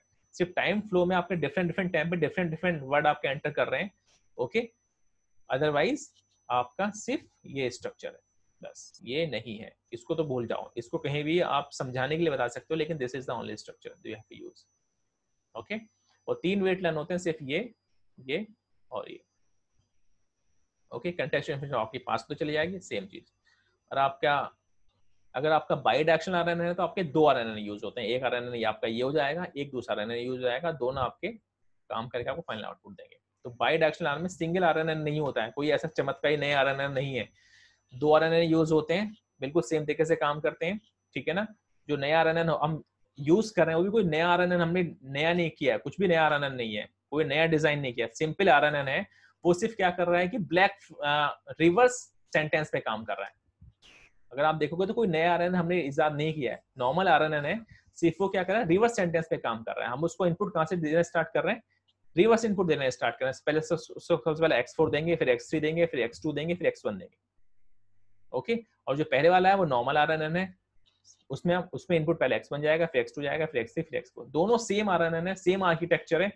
एक को सेंटेंस वन डायरेक्शन में जा रहा है, एक को सेंटेंस रिवर्स डायरेक्शन जा रहा है, बस। और जो उसका आउटपुट जा रहा है उसको हम कॉन्केटेनेट करके फाइनल आउटपुट निकाल रहे हैं, बस, और कुछ नहीं कर रहे हैं, ओके। सो तो हमारा बैक प्रोपगेशन होता है तो वही W वाली टेबल जो है वही अपडेट होती रहती है, सेम एवरीथिंग, बस दोनों के W हमारा अलग होगा, क्योंकि ये अलग आरएनए है तो उसके वेट अलग लर्न होंगे, ये आरएनए अलग है तो उसके वेट अलग अलग होंगे, अंडरस्टूड। लेकिन है वो सर वो सेल्फ लूपिंग तो एक ही है ना, मगर पहला डायग्राम देखे तो फिर एक ही W है और एक ही V है और एक ही U है, तो उसमें क्या है? अगर एक आरएनए में तो आपके सेम लर्न होंगे, एक आरएनए के लिए आपके 3 ही वेट लर्न होते हैं, इनपुट पे होगा और आपके सीक्वेंस पे होगा, कंटेक्स्ट पे होगा और आउटपुट पे होगा, 3 वेट लर्न होंगे सिर्फ, ठीक है। तो एक आरएनए में 3 वेट लर्न होंगे, तो इस ग्रीन वाले के लिए 3 वेट लर्न होंगे, 3 वेट का मतलब 3 वेट मैट्रिक्स, और इसके लिए भी 3 डिफरेंट वेट मैट्रिक्स लर्न होंगे, डायरेक्शनल के लिए। हाँ, क्योंकि दोनों अलग अलग आरएनए है ना, तो आपस में कोई रिलेशन ही नहीं है। 3 वेट मैट्रिक्स उसके लिए लर्न होंगे, 3 वेट मैट्रिक्स इसके लिए लर्न होंगे, ठीक है ना। लेकिन यहाँ पर ये कंबाइंड मैट्रिक्स लर्न होगा, ये दोनों के लिए सेम होगा, ये वाला, ओके, क्योंकि दोनों कंपोजिट कर रहा है। तो ये और ये तो अलग अलग लर्न होंगे, ये वाला आपका सेम लर्न होगा, ओके, क्योंकि दोनों कॉम्बिनेशन होकर आपका आउटपुट निकल रहा है, तो दोनों कॉम्बिनेशन के हिसाब से वाला वेट लर्न होगा, अंडरस्टूड। तो ये आपका सेम लर्न होगा दोनों के लिए। अभी कोई कंफ्यूजन है? नेहा, नदीम, पीयूष? नहीं सर, ठीक है, ठीक है, थोड़ा बहुत कंफ्यूजन है, कोई दिक्कत नहीं, जितना हम आगे प्रोग्रेस कर जाएंगे सारी चीजें आपको क्लियर होते चले जाएंगे, ठीक है। तो अभी से हमारा क्या रह गया, हमारा रह गया है इसमें लैंग्वेज मॉडलिंग कैसे डिसाइड करते हैं, और एक आपका गेटेड रिकरेंट यूनिट क्या होती है, जो आपका जिसको हम GRU LSTM बोलते हैं, that is the optimized version of the RNN। RNN का ऑप्टिमाइज्ड वर्जन है आपका GRU और LSTM। तो ये हम वहाँ पे यूज करते हैं। अगर आपको याद होगा, हम जितना भी अगर हमें सेंटेंस हमारे बड़े होते चले जाएंगे, जितने बड़े सेंटेंसेस होंगे उतने सेल्फ लूपिंग हमारी बढ़ती चली जाएगी। जो जितनी सेल्फ लूपिंग हमारी बढ़ती चली जाएगी, तो एक तरीके से हम उतनी ज्यादा मोर लेयर्स ऐड करते जा रहे हैं, तो हमारी कंटेक्सचुअल इन्फॉर्मेशन हमारी पास होती जा रही है, वो हमारी वीक होती चली जाएगी। तो जितने लंबे सेंटेंस बनते चले जाएंगे, तो हमारी कंटेक्सचुअल इन्फॉर्मेशन लास्ट तक पहुंचते ऑलमोस्ट खत्म हो जाएगी, ठीक है, जिसको हम बोलते हैं ग्रेन्ड वेनिश। सर पहले भी देखा था ये। यस, तो यहाँ पे बिल्कुल ANN की तरह जितनी ज्यादा लेयर बनाओगे आपका ग्रेन्ड वेनिश होता चला जाएगा। यहाँ पे आप जितने ज्यादा बड़ा सेंटेंस होगा उतना ही आपकी सेल्फ लूपिंग आप करोगे, तो उतना ही आप ग्रेन्ड वेनिश करते चले जाओगे। तो वो ग्रेन्ड वेनिश को वहाँ पे कैसे हैंडल करते थे हम लोग, याद है कुछ? CNN में कैसे हैंडल करते थे सर? रेलू वो लगाते थे ना, रेलू लगाते थे, एक तो उसका इनिशियलाइजेशन फंक्शन चेंज करते थे। उसका इनिशियलाइजेशन डिफरेंट तरीके से करते थे हम लोग। ग्रेडिएंट वैनिशिंग की प्रॉब्लम सर एक इसी तरीके से चेंज करते थे। और राइट, तो यहाँ पे वहाँ पे हम लोग ग्रेडिएंट वैनिशिंग कैसे, यार नदीम बताओ कैसे करते थे वहाँ? सर ध्यान नहीं आ रहा कुछ। यूज कैसे करते थे? इनिशियलाइजेशन फंक्शन चेंज करते थे, मुझे ये याद आ रहा है। इनिशियलाइज उसको डिफरेंट तरीके से करते थे। आपका वो कौन कौन से इनिशियलाइजेशन होता है? ज़ेवियर और ही इनिशियलाइजेशन। और दूसरा तरीका होता है, हम लोग क्या करते थे, हम लोग बनाते थे आपके स्किप फंक्शन, जिसको हम बोलते थे रेसिडुअल नेटवर्क्स। याद आया? कौन से सर? रेजनेट। हाँ जी हाँ जी, रेजनेट। इसके कनेक्शंस बनाते थे हम लोग, याद आया कुछ? याद आ गया। तो वो हमने बिल्कुल एग्जैक्टली। तो अब आपको चीजें मतलब आपको पता है, बस थोड़ा सा आप इधर उधर कंफ्यूज जाते हो। तो वही यहाँ पे वही सेम कंसेप्ट है। यहाँ पे यहाँ भी हमको ग्रेड वेरिएशन हैंडल करना है, तो उसके लिए हम लोग क्या यूज करते हैं, ZRO यूज करते हैं, और हम लोग यूज करते हैं RSTM। थोड़ा डिफरेंट तरीके से काम करता है और इसमें लोगों को बहुत कंफ्यूजन होता है, लेकिन कल आपको समझने के बाद आपको चीजों में कंफ्यूजन नहीं रहेगा, आपको सारी चीजें एकदम बहुत बेहतरीन तरीके से आपको समझ में आ जाएगा। ठीक है, तो कल हम लोग क्लास कितने बजे कर सकते हैं? ये तो एक्चुअली बहुत ज्यादा लेट है, मुझे कुछ काम था तो आज मैंने लेट कर दिया। तो कल कितने बजे क्लास कर सकते हैं? Can we have it on around कितने बजे? मॉर्निंग में देख लीजिए, मतलब 10-11 कल कोई प्रॉब्लम नहीं, कल किसी भी टाइम कर सकते हो। आज मॉर्निंग में can we have the class around सुबह कर लो 10 o'clock पे सर। 11:30 9:30 हाँ सर 9:30 कर लो। पीयूष सुबह उठने की प्रॉब्लम तो नहीं है ना? 9:30 ओके सर। तो 9:30 कर लेंगे, ज्यादा कुछ करने के लिए नहीं, कल ज्यादा नहीं करेंगे। सो दैट कल हम थोड़ा सा कोड भी देख लेंगे। कोड अगर देख पाए तो आपको बता दूंगा कोड कैसे काम करता है इसका हल्का सा, so that you can start working on that. ठीक है, सो कल हम इसको फिनिश कर लेंगे ये वाला, तो मोर लेस आपका काम खत्म हो जाएगा। Then we have 2 more things remaining. एक तो हमें आपका वो देखना है NLT के, वो हम नेक्स्ट वीक देखेंगे। और दूसरा इंपॉर्टेंट फैक्टर आपका आता है जिसको हम बोलते हैं वर्ड एम्बेडिंग, वो हम लोग देखेंगे। ये दोनों चीजें करने के बाद फिर आप NLT का कोई भी प्रोजेक्ट आप उठा के कोई सा भी काम कर सकते हो। सर वो रिकमेंडिंग सिस्टम भी तो एक वो है ना, मतलब एक अलग एल्गोरिथम है ना? रिकमेंडर सिस्टम बिल्कुल अलग है, बिल्कुल डिफरेंट तरीके से काम करती है। रिकमेंडर सिस्टम बिल्कुल डिफरेंट तरीके से काम करते हैं। ओके, उनकी बिल्कुल एल्गोरिथम ही अलग से उनकी। ठीक है ना, वो देख लेंगे, that is not part of the program, but I will end of the course में I will take the classes on the recommender system, कोई प्रॉब्लम नहीं है। ठीक है ना, क्योंकि रिकमेंडर सिस्टम बिल्कुल ऑलटुगेदर न्यू एल्गोरिथम से डिफरेंट तरीके से काम करते हैं। बेसियन काम करता है इसमें, बेसियन आपकी बहुत यूज होती है। बिहाइंड द सीन्स बेसियन काम करता है आपका, सिंगुलर वैल्यू डिकम्पोजिशन काम करता है इसमें, बहुत सारी चीजें काम करती हैं इसमें आपकी। ओके, लेकिन इसकी एल्गोरिथम अलग होती है, तो देख लेंगे लास्ट में। ओके, ऐसे आपके रिकमेंडर सिस्टम्स आपकी ज्ञान है, बहुत सारे करने को भी करना, जिससे लिमिटलेस आपको लर्न करने की लिमिटलेस चीजें हैं, हम वो करेंगे जो बेसिकली इंटरव्यू में ज्यादा पूछी जाती है, जो इंडस्ट्री में ज्यादा यूज होती है। रिकमेंडर सिस्टम आप देखो तो बहुत ज्यादा प्रोजेक्ट रिकमेंडर सिस्टम अब फिलहाल मार्केट में नहीं है, क्योंकि ऑलरेडी सब बन चुके हैं। ओके, तो रिकमेंडर सिस्टम के मार्केट में ऑलरेडी बहुत सारे प्रोडक्ट ऑलरेडी बन चुके हैं, तो रेडी टू यूज आप उसको यूज कर सकते हो। रिकमेंडर सिस्टम अभी इतना इंपॉर्टेंट नहीं है, पहले बहुत होता था, अब नहीं है। इसलिए आजकल जो पूरा फोकस है, जो मैक्सिमम प्रोजेक्ट आ रहे हैं आपके तो कंप्यूटर विजन पे आते हैं, NLP पे आते हैं। तो आपका जो इंटरव्यूज भी होंगे 99% इंटरव्यूज आपकी इन्हीं दो चीज में से किसी एक चीज पे आपका होगा। ओके, तो इन्हीं पे आपको ज्यादा फोकस करना है, अदरवाइज तो बहुत चीजें ऐसे आपकी टाइम सीरीज भी है।